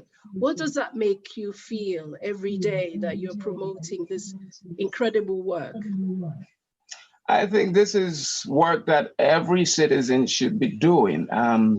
Every child in this country should matter to all of us, whether you are a man or a woman. We all have an obligation to make sure that the rights of all children are respected. Gender equality is important, and all of our children have the opportunity to go to school and learn, because this is important to our communities, our society, and our country as a whole. I often tell politicians who are my friends is, if we are really serious about development, how do we manage to ignore the fact that the other half of our society is languishing in poverty, not in school? If we are leaving our girls out of education, we are reducing the workforce. Indeed. And I think as leaders, this should be important to all of us. It's not a gender issue. It's a matter of rights. It's a matter of leadership. It's a matter of community building. Thank you so much for that. Well, listen, I like the last bit of your statement, and I think it was Obama who said, I mean, how would you go into a football match with half of your team missing? So it's incumbent on us for as advocates to ensure that girls, particularly 2020, so we meet the SDG goals by 2030 by getting girls in education. But thank you so much for that incredible presentation. And I hope you can stay with us. I know we're running a little late, and I wish people would ask questions, but thank you so much, and don't go away and stay connected. But I'm bringing on my colleague now, who's Diaka Selina Koroma. But before I do that, I'm going to share my screen so that I can read her bio and people can see the incredible work you all are doing in Sierra Leone. So Joseph, if I ask you to mute your device so that I could. So our next guest speaker, again, we're running out of time, and please stay with us. We want to cover as much grounds. And we know technology is not usually on our side, but sorry, I made a mistake here. Somehow Joseph's name's in here, but Diaka Selina Koroma is the founder and executive director at Girls Empowered Sierra Leone, and a creative director and founder at Selena's by Diaka, a vibrant social entrepreneur. She believes that as long as human society continues to exist, there will be endless strife. Her dream is to empower the less privileged women and girls and help them realize their potentials in a society where succeeding as a woman is by chance. And I know she mentors quite a lot of girls, but enough of me rambling on about how great Diaka is. Diaka, over to you. I'm going to pin you onto the program now. And I know you and I have a shared value and work and what we're doing around harmful practice. So your topic today is how is harmful practice impacting our girls in Sierra Leone, given the theme of the UN, which is My Voice, Our Equal Future. Over to you. Unmute yourself. Can you hear me now? Is my voice clear enough? We can hear you perfect. Okay, all right. Again, thank you, Alima, for creating a platform like this, especially on a day where, you know, we are not only celebrating the wins on the fights for equality and equity for women and girls, for the girl child especially, but also we try to highlight and pay attention to the challenges that are still restricting us from achieving our goals. So my advocacy started during before my journey to write my dissertation in Frobe College. Joseph Kelfala has just shed light on some of the challenges that we have in terms of education in Sierra Leone. And I am going to go up into the university level because these challenges, as big as they are, they don't stop, you know, down, they don't stop in the secondary level, they go all the way up to the university level. It was 2015 when I was supposed to write my dissertation. And really, I had no idea why I chose the topic that I chose. The topic was titled Bondo Society, a pathway to gender inequality, human rights violations, and child abuse. And mind you, prior to that, I have never come across a word as feminist or activist or FGM, nothing like that. Being born and raised in Sierra Leone as a young girl, there was so much information out there for us to tap into, but because of how the system, the structures are put in place, it really restricts us not to be able to reach out to this information. So our education system in Sierra Leone, when it's time to write your dissertation, it's maybe you only say maybe 2 or 5% of university students who have the 100% know how to write a dissertation. So you find out most of us, we have to go and seek past students to help us to structure and things like that. My lecturer, my invigilator who was supposed to guide me through, when he saw my topic, he told me plain off that I am not supposed to write on a topic like that. I was shocked. I said, why? Why am I not supposed to write about it? The only thing I knew was Bondo Society because my grandmother was a Sowe, may her soul rest in peace. So that was what I was going for, Bondo Society. And then he said, because some of us young women, when we have had little or no education, we believe that we can try to speak up against the cultures that make us African women, the cultures that represent us. And I believe that was the field that I actually needed. But again, it was, you know, it's like I was somehow knowing that I was going to set myself to fail because he made the process so frustrating and I ended up failing. But during that period, I saw it as if maybe it was a setback. I saw it as if, oh, God doesn't like me and things like that.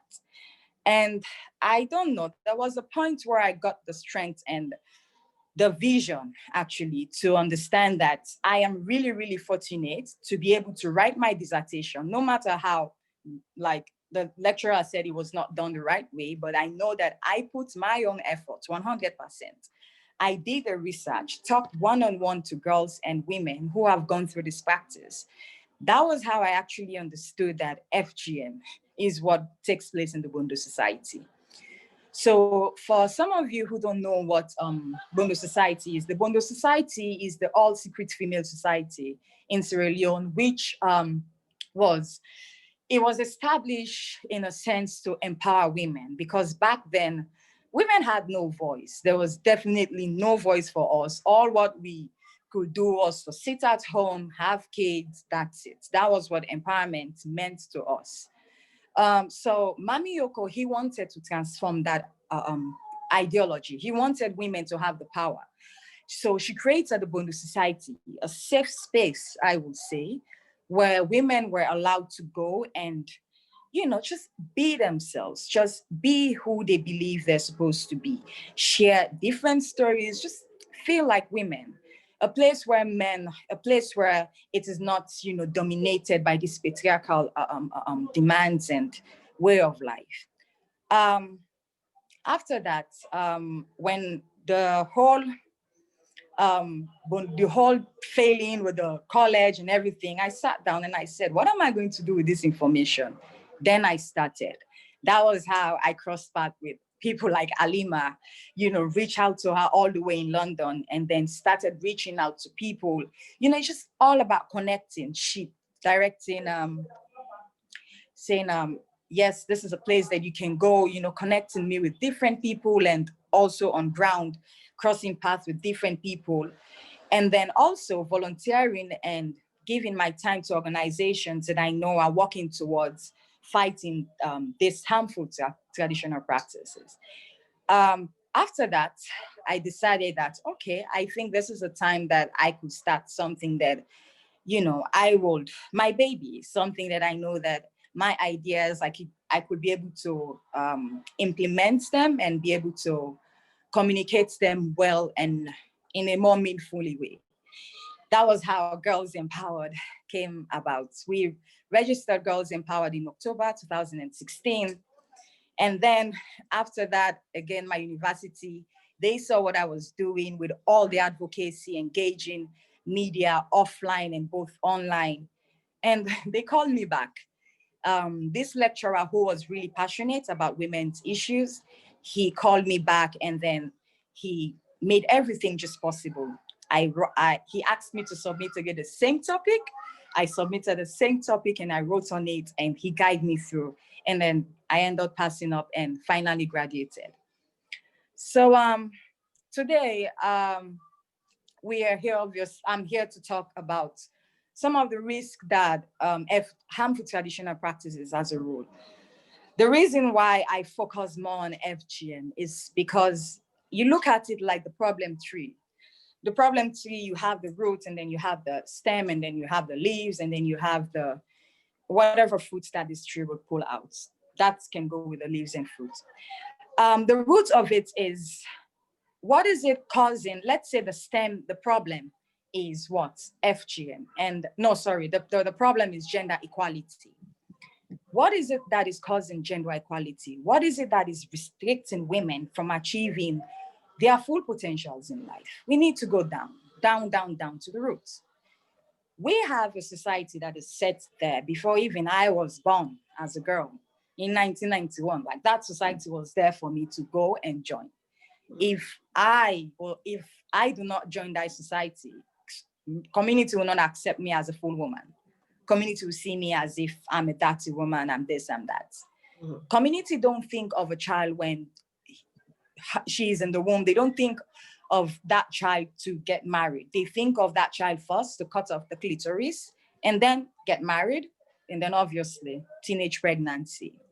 So I saw that FGM is actually the major, like it's the foundation, like the blueprint of the human rights, all these human rights abuses coming from rape, all these abuses comes from FGM.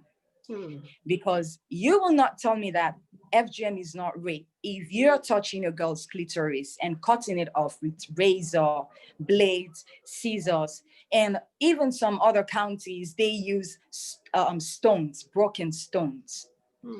So for me, I saw it that if I could put my energy, my voice, my resources into this particular issue, I could be able to tap so many other issues along the way.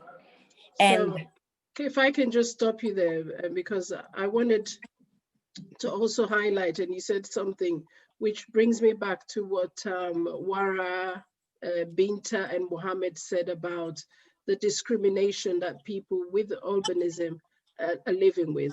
And I think in a way, girls are discriminated because for just being a girl, based on what you said, you are more likely to be subjected to FGM. Now, what would be your message for hope, as this is that year that girls are expected to use their voice, and as the UN theme says, her voice, our equal future. What would that equal future be for the Sierra Leonean girl child? That equal future will be to allow girls to tap into their full potentials in life. In a sense, having the access to education, not being absent from going to school because you have to, go and join the Bondo Society. The equal future also for me would be giving women and girls the opportunity to have the 100% right over their sexual and reproductive health rights. And at the end of the day, I believe that, like the theme for this year says, my voice, our equal future. My voice means my voice, your voice, all of us, our voice. When we speak up, we do not only prevent girls from being subjected to female genital mutilation, but also child marriage and all other harmful traditional practices that comes, along that, such as also polygamy. Polygamy is one of the harmful traditional practices that if you can just try and connect the dots, you will see how everything makes sense. You will see how patriarchal this system is. It is. A man, cutting off a most important part of a woman that they know stimulates the sexual pleasure of the woman. They don't care if that part can actually contribute to childbirth. All they care about is that sexual pleasure. So all of us, our voice matters to make sure that if we want to see a Sierra Leone developed, if we want to see a Sierra Leone where we're actually put on the map, is where we all allow women to take part in the social and economic development of our county and also the political development. Thank you. Yeah, because of our time.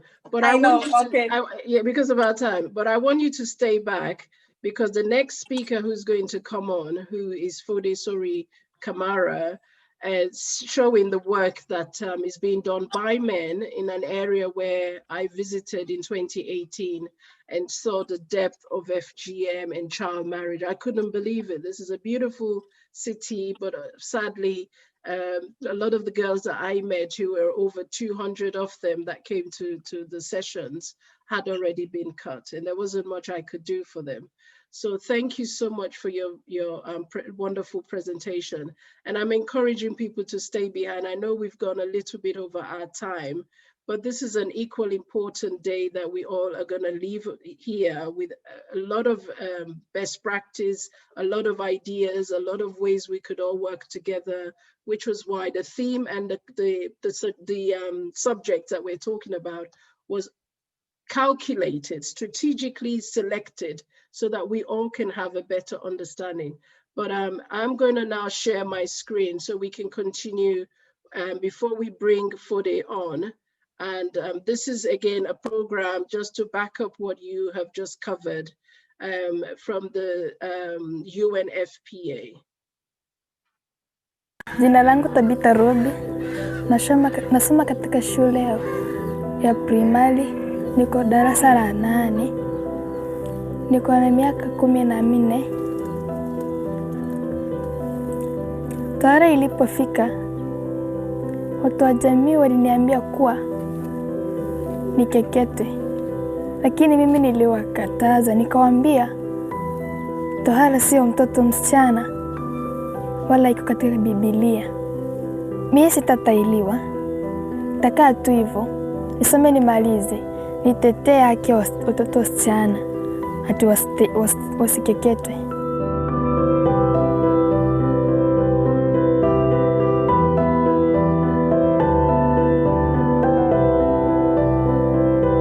Jina langu Tabitha. So my next guest speaker, who is a young man, I got to learn about his incredible work, is Fode Sori Kamara, the National Coordinator of the Foundation for Youth Empowerment and Advocacy, youth and civil rights activist and a development and social impact maker. Fode also is the founder and the national coordinator for the Youth Empowerment and Advocacy. He's an alumni of the Young African Leaders Initiative, YALI, who I happen to mentor some of their mentees. And he's also the regional leadership at the Center of Accra, Ghana, and a coordinator, African Students for Liberty, Sierra Leone chapter. He's also a motivational speaker and a trainer. Mohammed, Fode, if I can bring you onto the floor.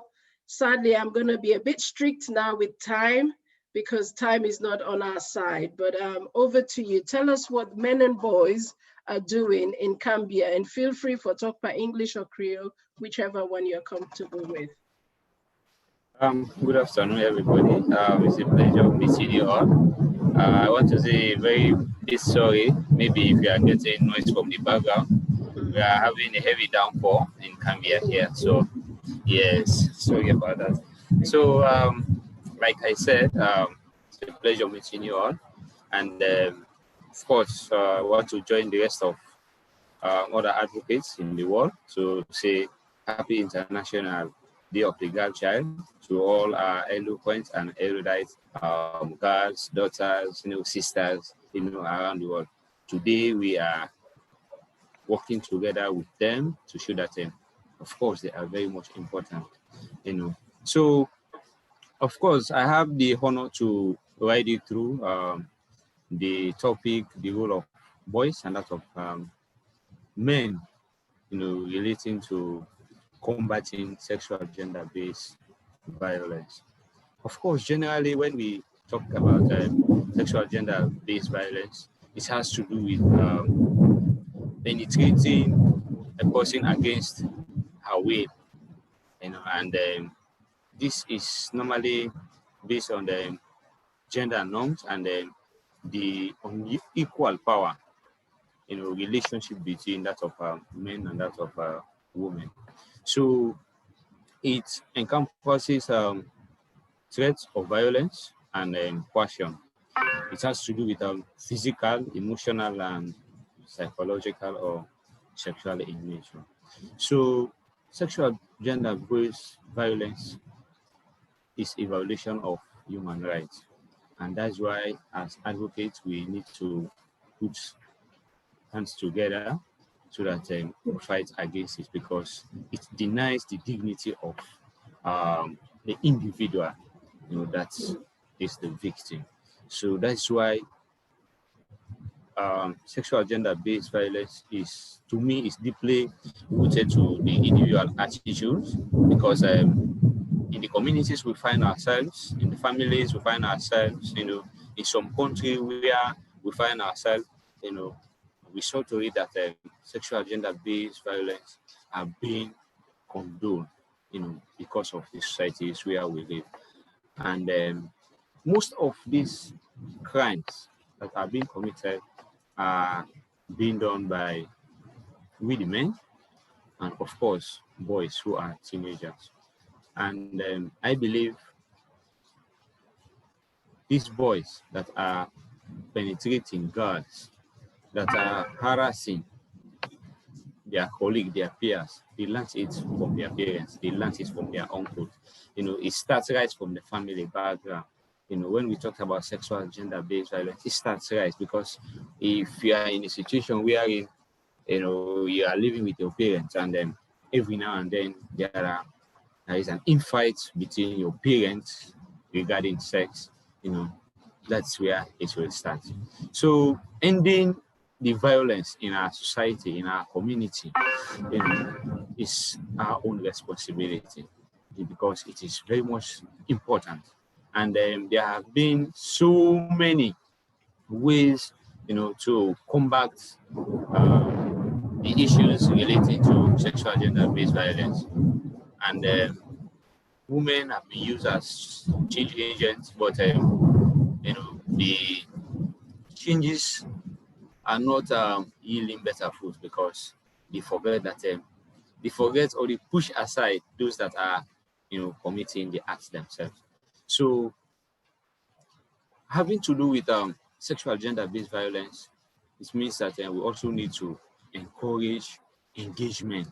We need to engagement. If we engage men and that of the boys, we put them in all the strategies, all the planning, make sure that they know that sexually harassing women, teenage girls is very much bad, then I think that one will solve the problem. And it's also important to engagement because gender-based violence devastates the lives of women, girls, families, and communities. So it's our own role as men, to speak out against some challenging issues that are facing young girls in our society, our families, our communities that we are living in. And that's why of late we are seeing that there is a very, good inclusion when it comes to speaking out for gender-based violence, especially one related to sex, because the way sexual gender-based issues are going on is very much rampant, especially in Sierra Leone. So of late we are seeing, men participating. Like recently we saw the Men's Up initiative, where we the men we go out in the streets and speak up because these people are part of us. They are sisters. Yes. So thank you so much, Fode. I know Koda is in the background because I can see his name popping up and down. But this was an opportunity for us to say thank you for you young men that stood up recently following the death of Khadija and speaking out and asking fellow men and boys what you have to do, your roles and responsibility in protecting and safeguarding girls. So I think you guys are doing an incredible work. Now, before you go, and please stay, don't go away finally.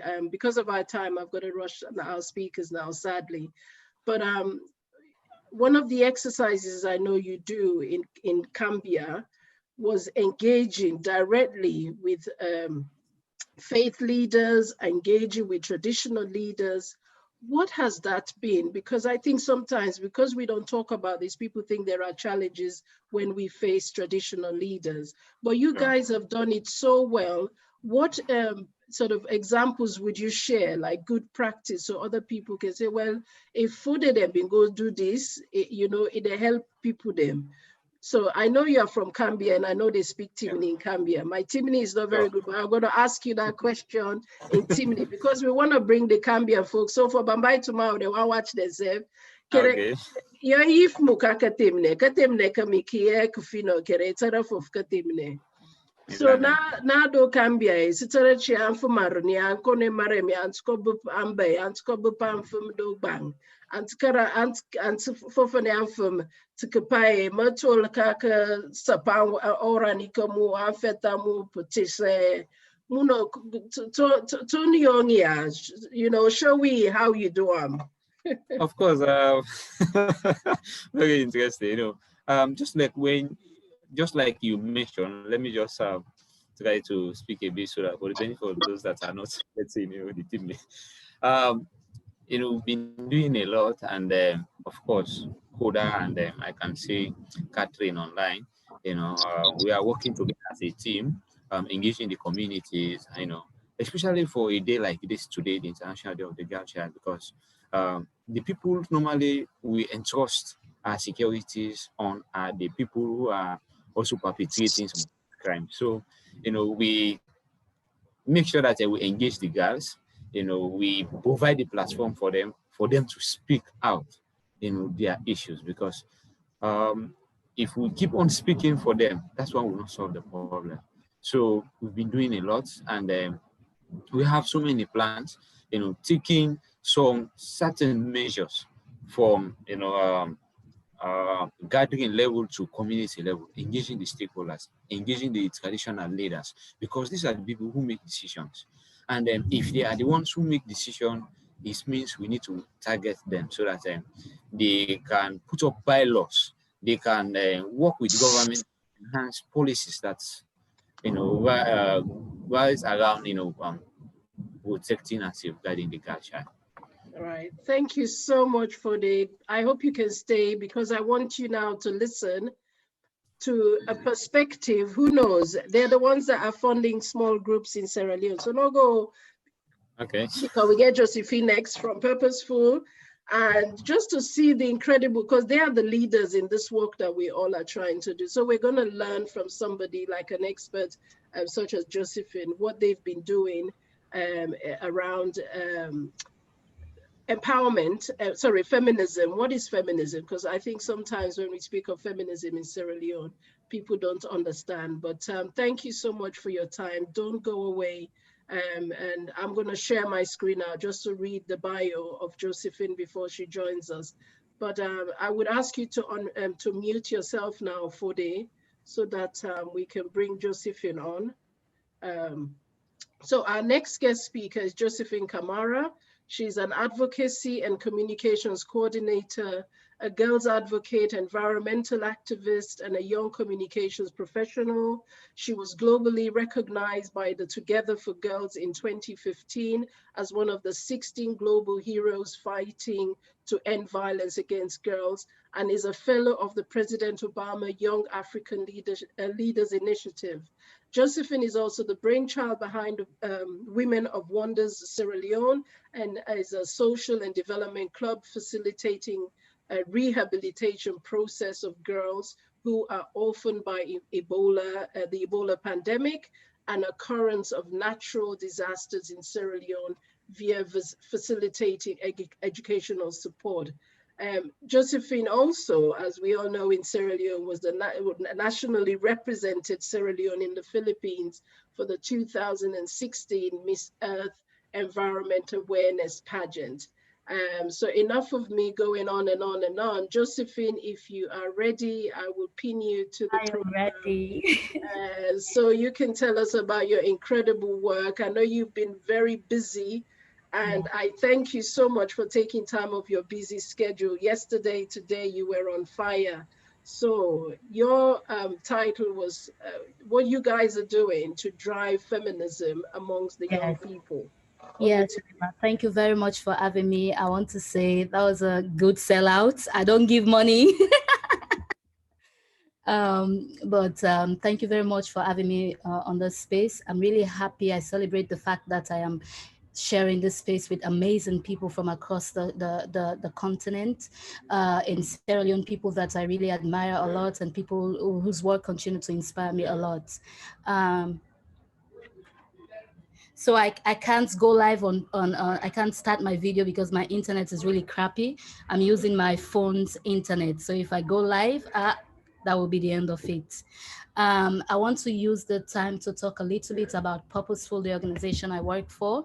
So Purposeful is a feminist movement building up for adolescent girls. Again, I hope it's okay if my video is not on. Alima, is that okay?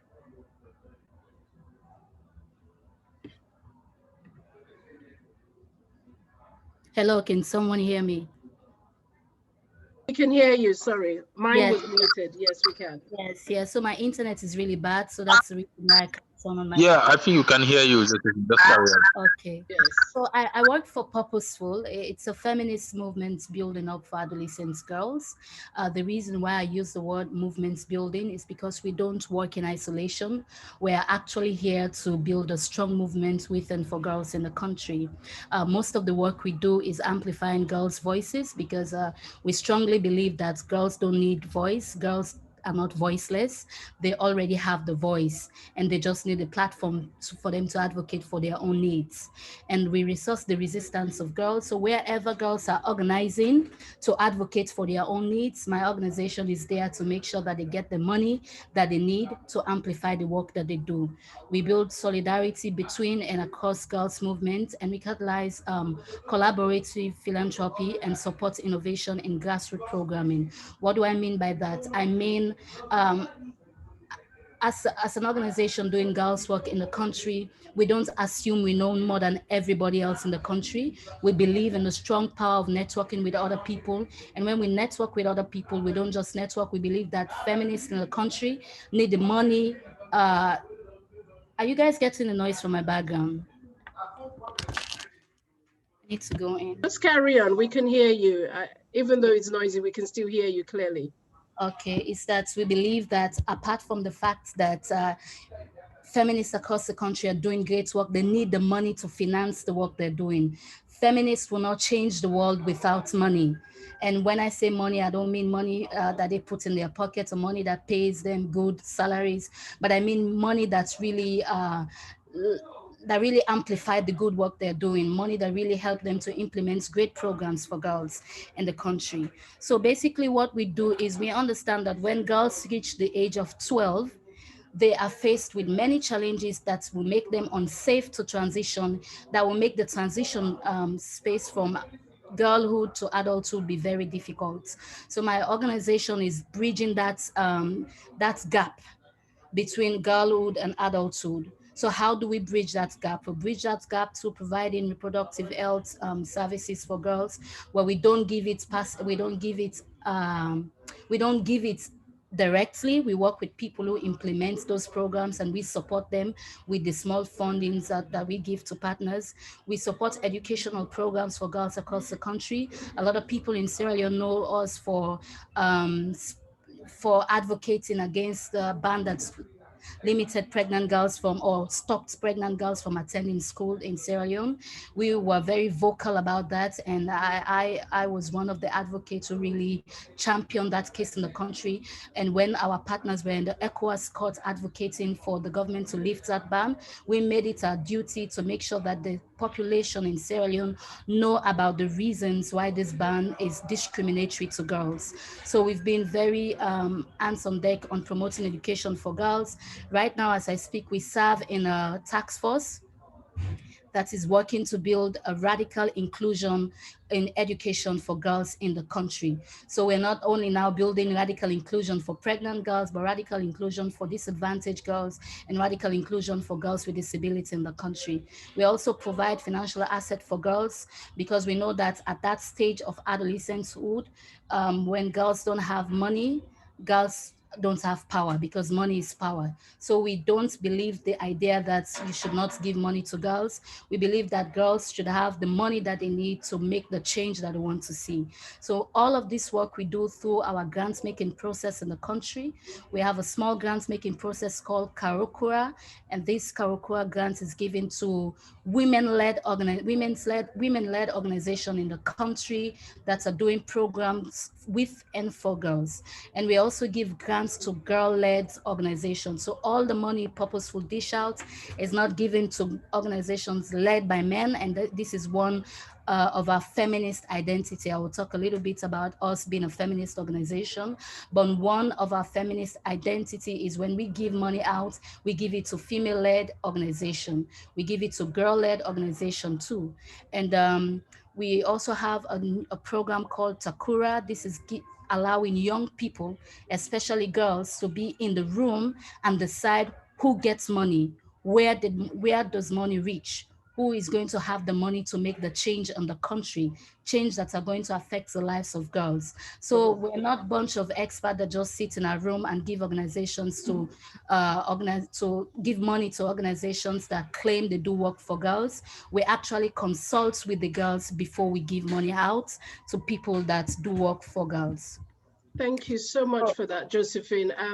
I just wanted to, I don't know if you were here earlier on when our sort of theme organization this year, which is the Sierra Leone Association for Persons Living with Albinism, and how Wara and Binta made some sort of real poignant points about them facing discrimination and that they struggle even though they have a disability. But these are young women who have graduated from Njala University. She's an accountant, but she cannot find work. And obviously and Wara talked about the exploitation that they encounter, sexual exploitation at that.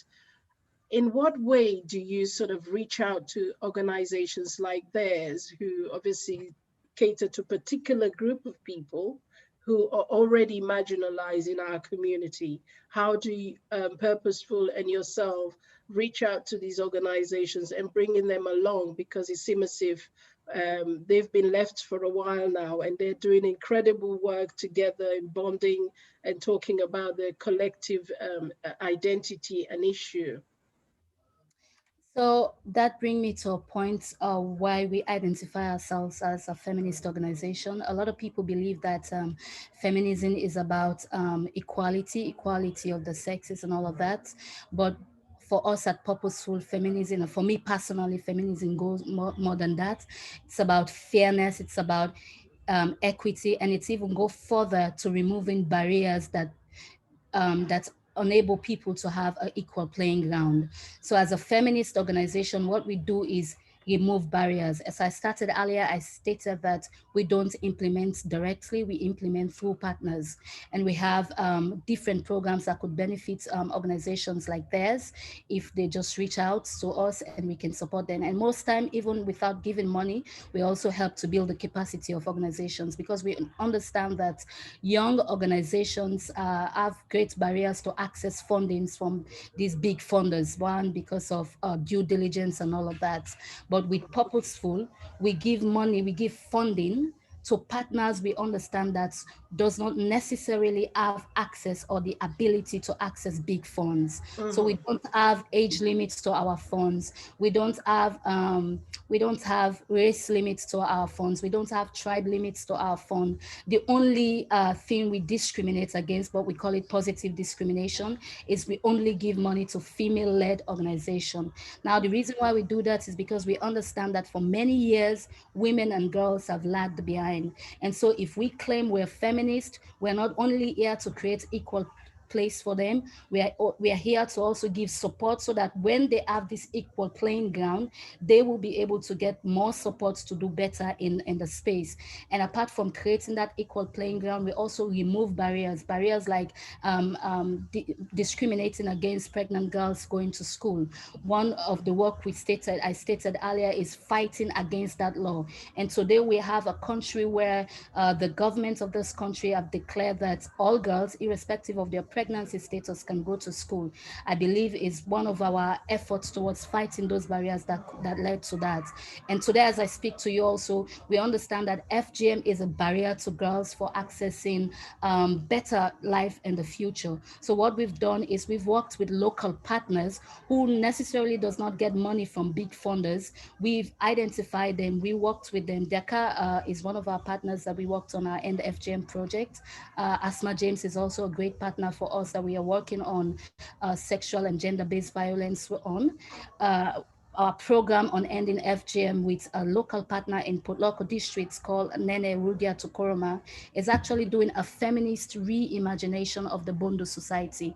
We understand that the women, the local women, that is their own space of enjoyment, their own space of networking, their own space of meeting each other at a level playing ground. So we are not going with the idea that we want to end that sisterhood they've been getting from that cultural beliefs of them, but we're going with the idea that there could be an alternative. There is an alternative to this. So you can still go through your rites of passage for girls, but you can do it in an armless manner, where girls cannot be hurt, but at the same time they will be exposed to intergenerational learning. They could learn from older women. At the same time, they could create bonds of sisterhood. So we did a feminist reimagination of the Bondo society. We initiated up to 70 girls into this society, and none of these girls were caught. And all of this is being done with the local efforts of the partners in Potloko districts. So for the young man and the young woman working on albinism and all of that, reach out to Purposeful. The first thing we tell people is to join the Sierra Leone Adolescent Girls Network. Most of the time when we dish out funds, we give funds to people who are part of the network.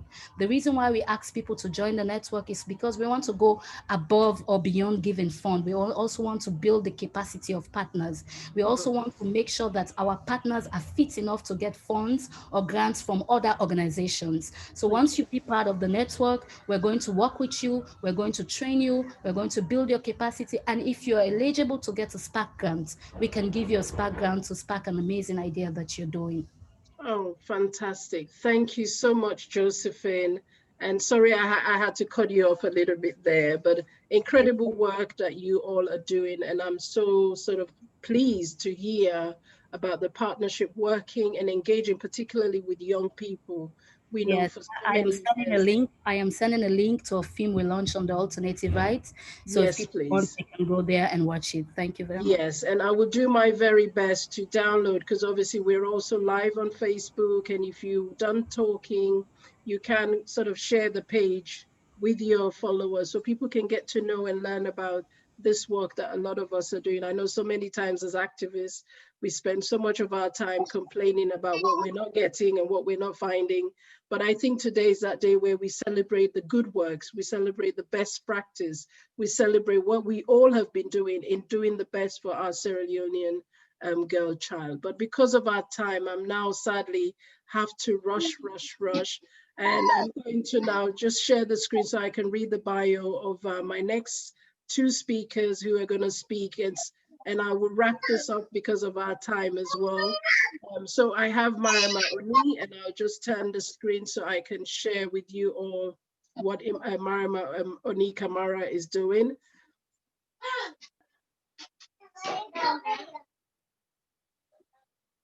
Sorry, I'm just gonna skip this. So our next guest speaker is Marama Oni Kamara, founder and director of Smiling Through Light. Smiling Through Light provides clean, reliable, sustainable energy in Sierra Leone. She was actually born in Sierra Leone, but I know she's a London girl through, and she started the company after a trip to Sierra Leone in 2011 on a placement with Restless Development as a sexual reproductive health curriculum development technical assistant. And as a young girl growing up in Sierra Leone, Marama also studied by kerosene lamp at night and understands the importance of clean and sustainable energy. Her current and previous roles include working on development projects at local, national, and international levels, rating to science and technology, HIV, microbicides, education, and innovation. She has worked with organizations such as... Go in the bin. Sorry, I can hear you. So yes, without much of ado, Marama, over to you. And I will now pin you and put you on spotlight to tell us a little bit about your work that you're doing, but also how environment change in Sierra Leone is beginning to affect, and I want to highlight, affect women and girls. And over to you. Thank you so much, Alima. You know, I told you I done a presentation because I wanted it to be really visual. So I think it'll probably last like 5 minutes. So can I just share that? You're on mute. So I'm going to make you a co-host so you could do that nicely. Yeah, so it shouldn't take long to just go through. Oh, fantastic. All right. Thank you for that. Yeah. So yes, over to you. I think I should be able to do it. Yeah, can you see it? Can you see the presentation? Yes, we can see the presentation. Yes. Yes, we can see the presentation. Okay, great. So thank you so much, Alima, for having me on here today. I really appreciate that. As Alima, she's invited me to talk a bit around climate change and kind of effects on girls. So for me, climate change, anything to do with energy is quite important to me, especially on the continent. And it's this a quote which I would normally refer to when we talk about energy access and much more with women, is that we are consumers instead of active players or agents within the whole energy value chain. So in Sierra Leone, with a population of 7 million people, only 26% of the population have access to electricity. This number drops down to 6% in the country's rural areas. So most people either use kerosene lamps, candle. We've seen some of the Chinese lamps that they use. And also the work that we do looks at women and employment. And we can see on the continent, unemployment rates are really, really high for women. We believe that access to clean, safe, and affordable energy and job creation can break the cycle of poverty. So our solution is by me setting up Smiling Through Light, which focuses on clean energy access. So we work with a network of local women to provide clean, reliable, and sustainable energy through the distribution and sales of solar products and focusing on the last mile. So the last mile is basically rural communities, very hard to reach communities. Our overall vision is to provide women, girls, and their communities access to clean energy for us to create jobs and to lift, and which will lift them out of poverty. So here is Anita. She's one of our sales agents who's working in Lonsau. So for her, like she quotes, it's not just the income, she's much more self-dependent, confident, and healthy. So Anita is a salaried staff, so she gets paid on a monthly basis. We've set up like great partnerships with local banks, which makes it easier for all our agents to open bank accounts, and she can support her family. And she's also trained on clean energy products.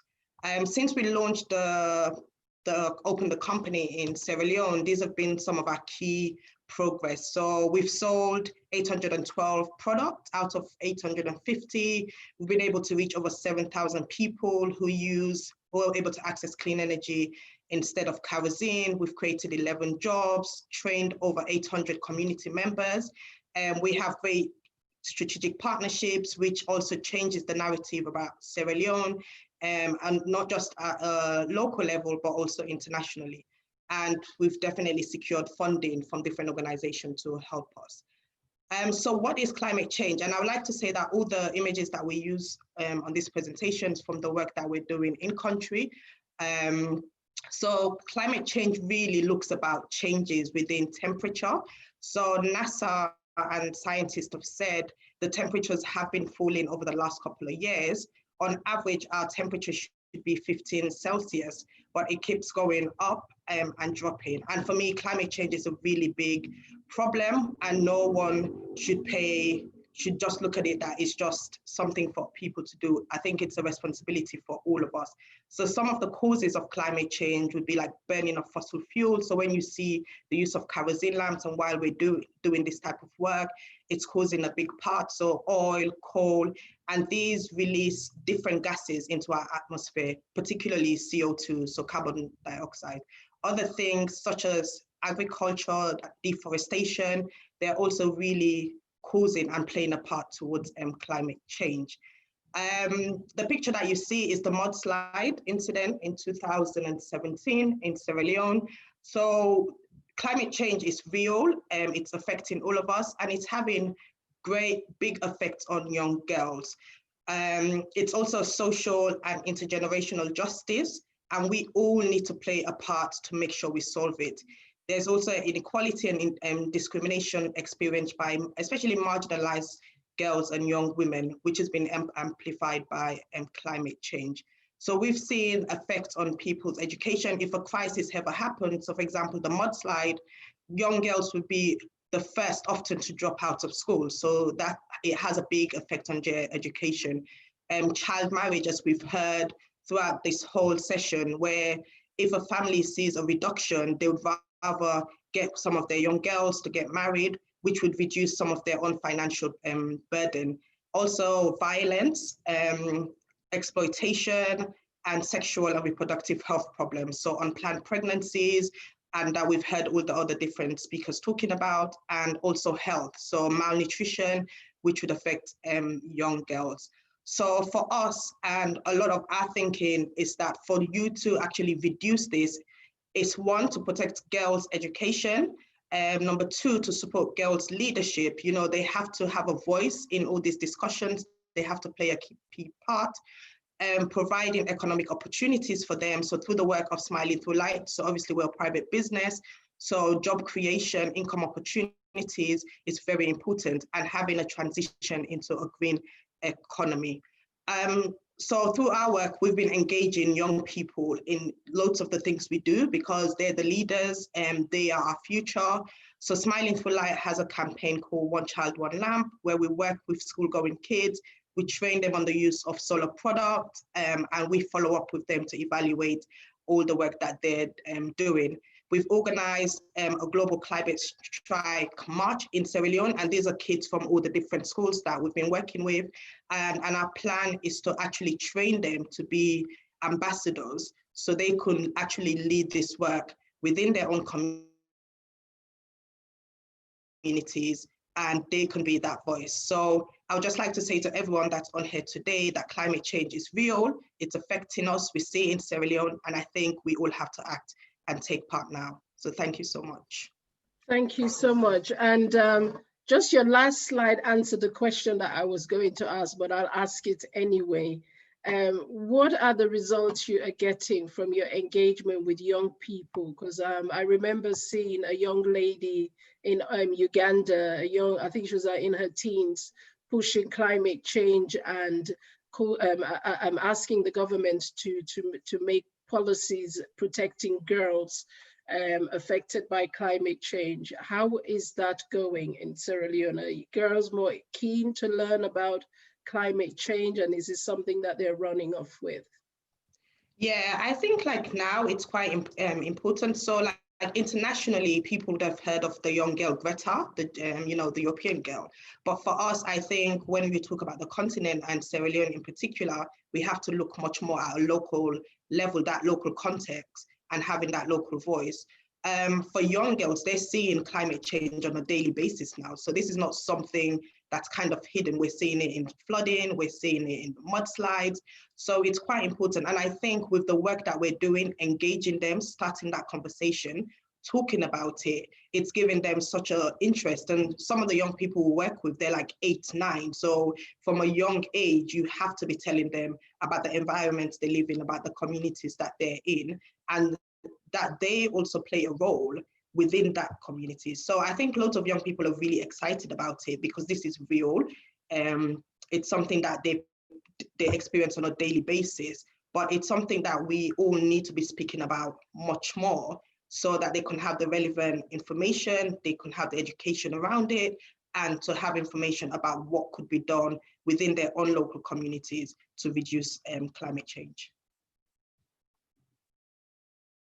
Thank you so much, Marma, for that. And one big ask, I don't know if you heard about our colleagues, Binta, who's a graduate from Injala, an accountant. Should you be looking for an accountant, there is one right there available. Thank you. Yes, thank you. I heard them speaking earlier on. Thank you so much, Alima. Thank you so much for coming along and being part of this event. Could I now ask you to unshare your screen so I can bring our next speaker, and I will share my screen. And we now have our last and final speaker, and I just could not go without having her be part of the show, because I think we have been hit by one of the biggest, if not maybe in our lifetime, a pandemic that will forever remain in our consciousness, and that's the COVID or coronavirus. So our last and final speaker is Aissata Cissé Diallo, a specialist health nurse and the host of the Health Show, a program based in the United Kingdom but transmit worldwide.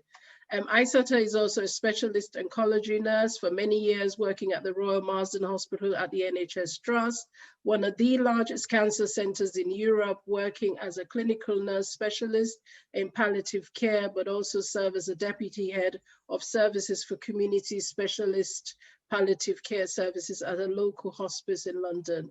But her phenomenal health and well-being advocacy and advocate work that she does, she's also an ambassador who tackles and champions health issues in communities in both locally and nationwide. And she has participated in several national awareness causes from homelessness. I know she does the cancer work, and she has already got her cancer campaign going on. But today, because of our time, she will not be talking about cancer, but she'll be talking about an issue about COVID and how that has affected. It's not said much, sorry, but COVID has affected us in some strange way, though it's not killed many Africans in Africa, but we are going to see what it means. And I will now welcome Aissata Cissé Diallo to the show, for her to give us her take in all of this issue. Over to you, Aissata. Hello, everyone, and thank you so much, Alima, for giving me this opportunity to share such an amazing platform with very like-minded people with a common goal and to educate, support, and empower girls and women. So we're talking about a group, a set of people who are very important, and like it's been echoed in almost everybody's speech, they are the future generation. And that group of people we consider the adolescents, and the adolescents are individuals who age between 10 to 19 years old. However, I think in Sierra Leone, they are commonly referred to as youth, but the youth are a group of people who range from 15 to 24 years. So if you put them all in that bracket, then you're missing out on the age group, which is 10 to 15, which is a very, very important part of one's life. Whilst young people, if you want to refer to people between the age of 10 to 24, it's better to just say young people. And of course, we are in unprecedented times at the moment with this COVID-19. I just wanted to remind people what COVID-19 or coronavirus 2019 is all about. It's, of course, it's a new illness that can affect your lungs, your airways, and it's caused by a virus called coronavirus. And the main symptoms we're to look out for is high temperature, a new continuous cough, a loss or change to your sense of smell or taste. And we know in Sierra Leone, the first case was confirmed on the 31st of March, and it was a 37 years old person. And up to the 29th of August, we've got 2019 confirmed cases, and the active cases so far are 358. The reason why I'm reminding people of this, because I know there's a lot of fake news out there and a lot of stories saying, oh, there's no corona in Sierra Leone, we don't have to worry about it, or it doesn't survive with heat and so on and so forth. But that's all untrue.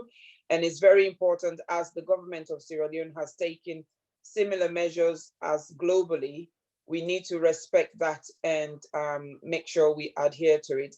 However, the catch-22 is it's the impact it has on this group of people we're talking about today, these adolescents, or shall I say the young people. We have to recognize the fact that adolescence it's an age where the human body goes through a lot of big changes, from the formation and maturity of your brain to the development and maturity of your organs reaching their optimal and effective functions. And so other than this COVID-19 just affecting you by being sick, it actually does affect this group of young people socially, emotionally, and mentally. And I think it's very important for us to pay attention to that. And some of the challenges that some of these restrictions and measures that are put in place to try and tackle this virus, the impact it has on our adolescents, especially the women, the young girls and women, because I think as we've heard from all the other speakers, women and young girls seem to be, when it comes to being victims or suffer most, they always do. Of course, with these changes, we know there was quite a huge time where there was no schools. Schools were closed for a while. Thank God they've gone back to school the 5th of October. But it has inevitably affected some of the routines. And most importantly, the one I want to pay attention is the loss of security and safety.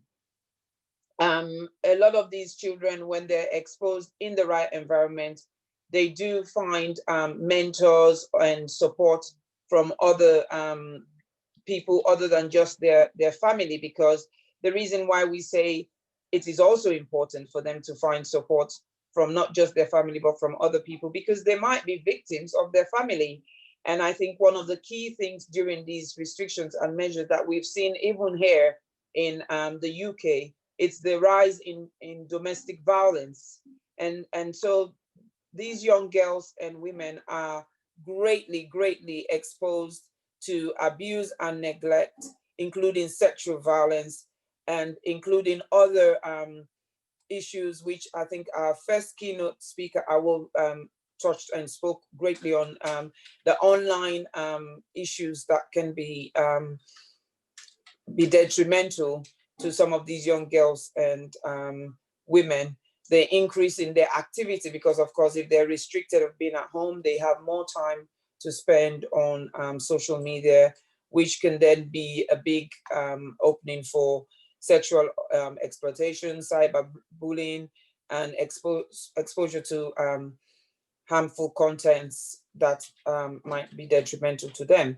So us as people, us as advocates, us as the people who've taken the responsibility to say we're going to educate these young girls and women, we're going to support them, we're not just going to be their advocate, but we're also going to empower them so that they can identify right from wrong. They can look out for signs or symptoms of what is good and what is bad and make their own decisions. But if they can't, at least they can recognize it and go seek help.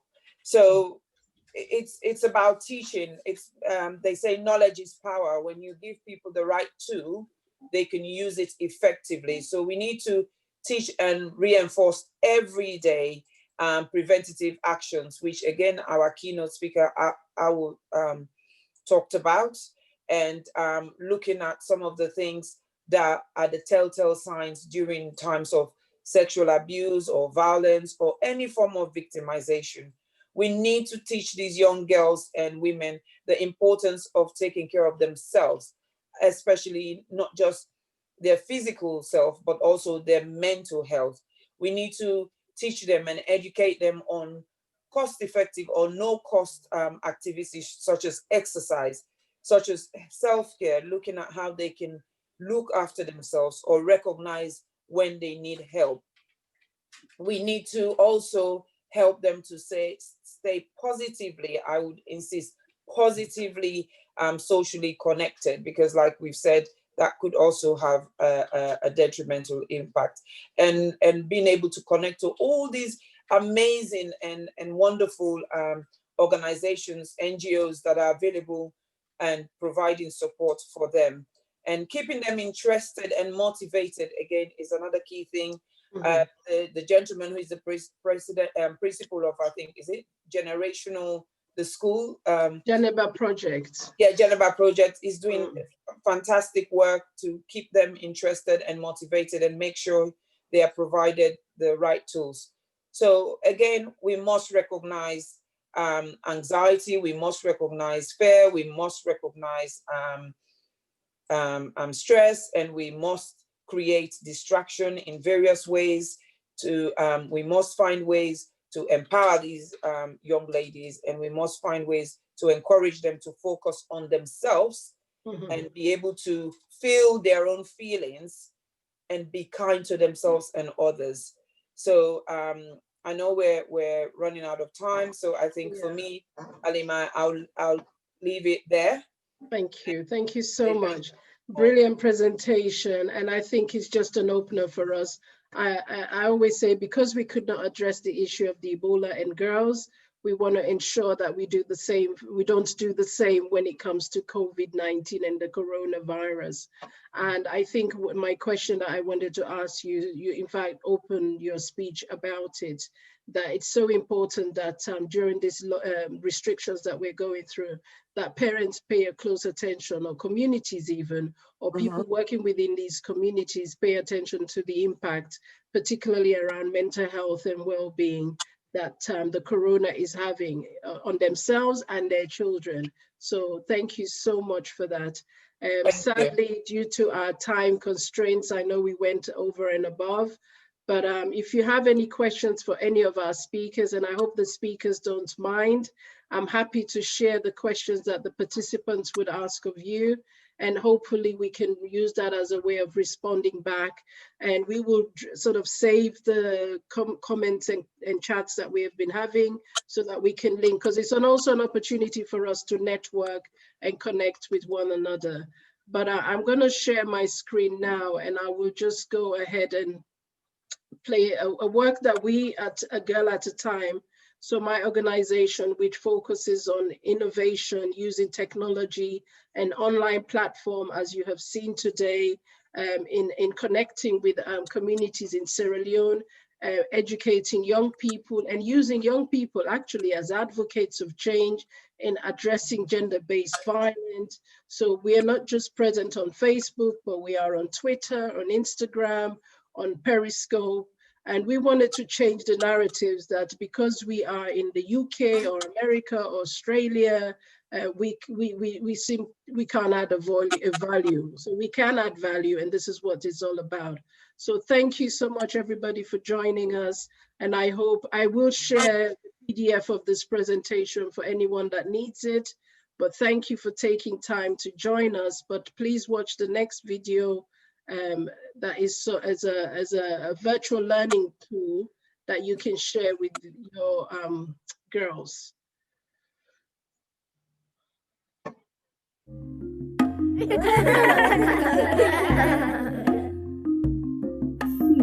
Staying safe, healthy and empowered. Million, a focus on bodily autonomy, part 1. Fatu, I make you happy. Why make I not for torture? You not supposed for torture or help anybody. The only way we girl picking for shine now where we understand we right to we body and space. This go give we confidence for grow. Picking go able for shine if they understand their rights them. This episode of She is brought to you by Girls Empowerment, A Girl at a Time, and the Aberdeen Women's Center, sponsored by WCA Creatives.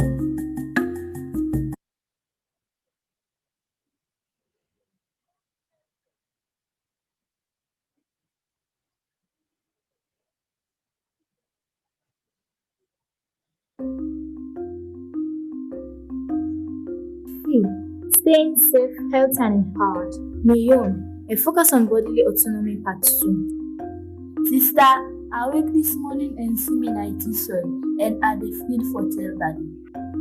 The same thing will happen to me at your age, and daddy been give me good advice. Make we talk to her. This shows say you don't mature.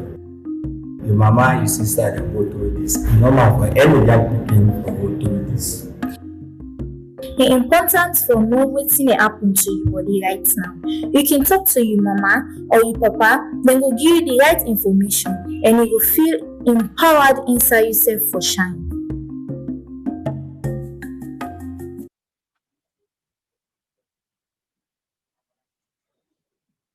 So sorry about that.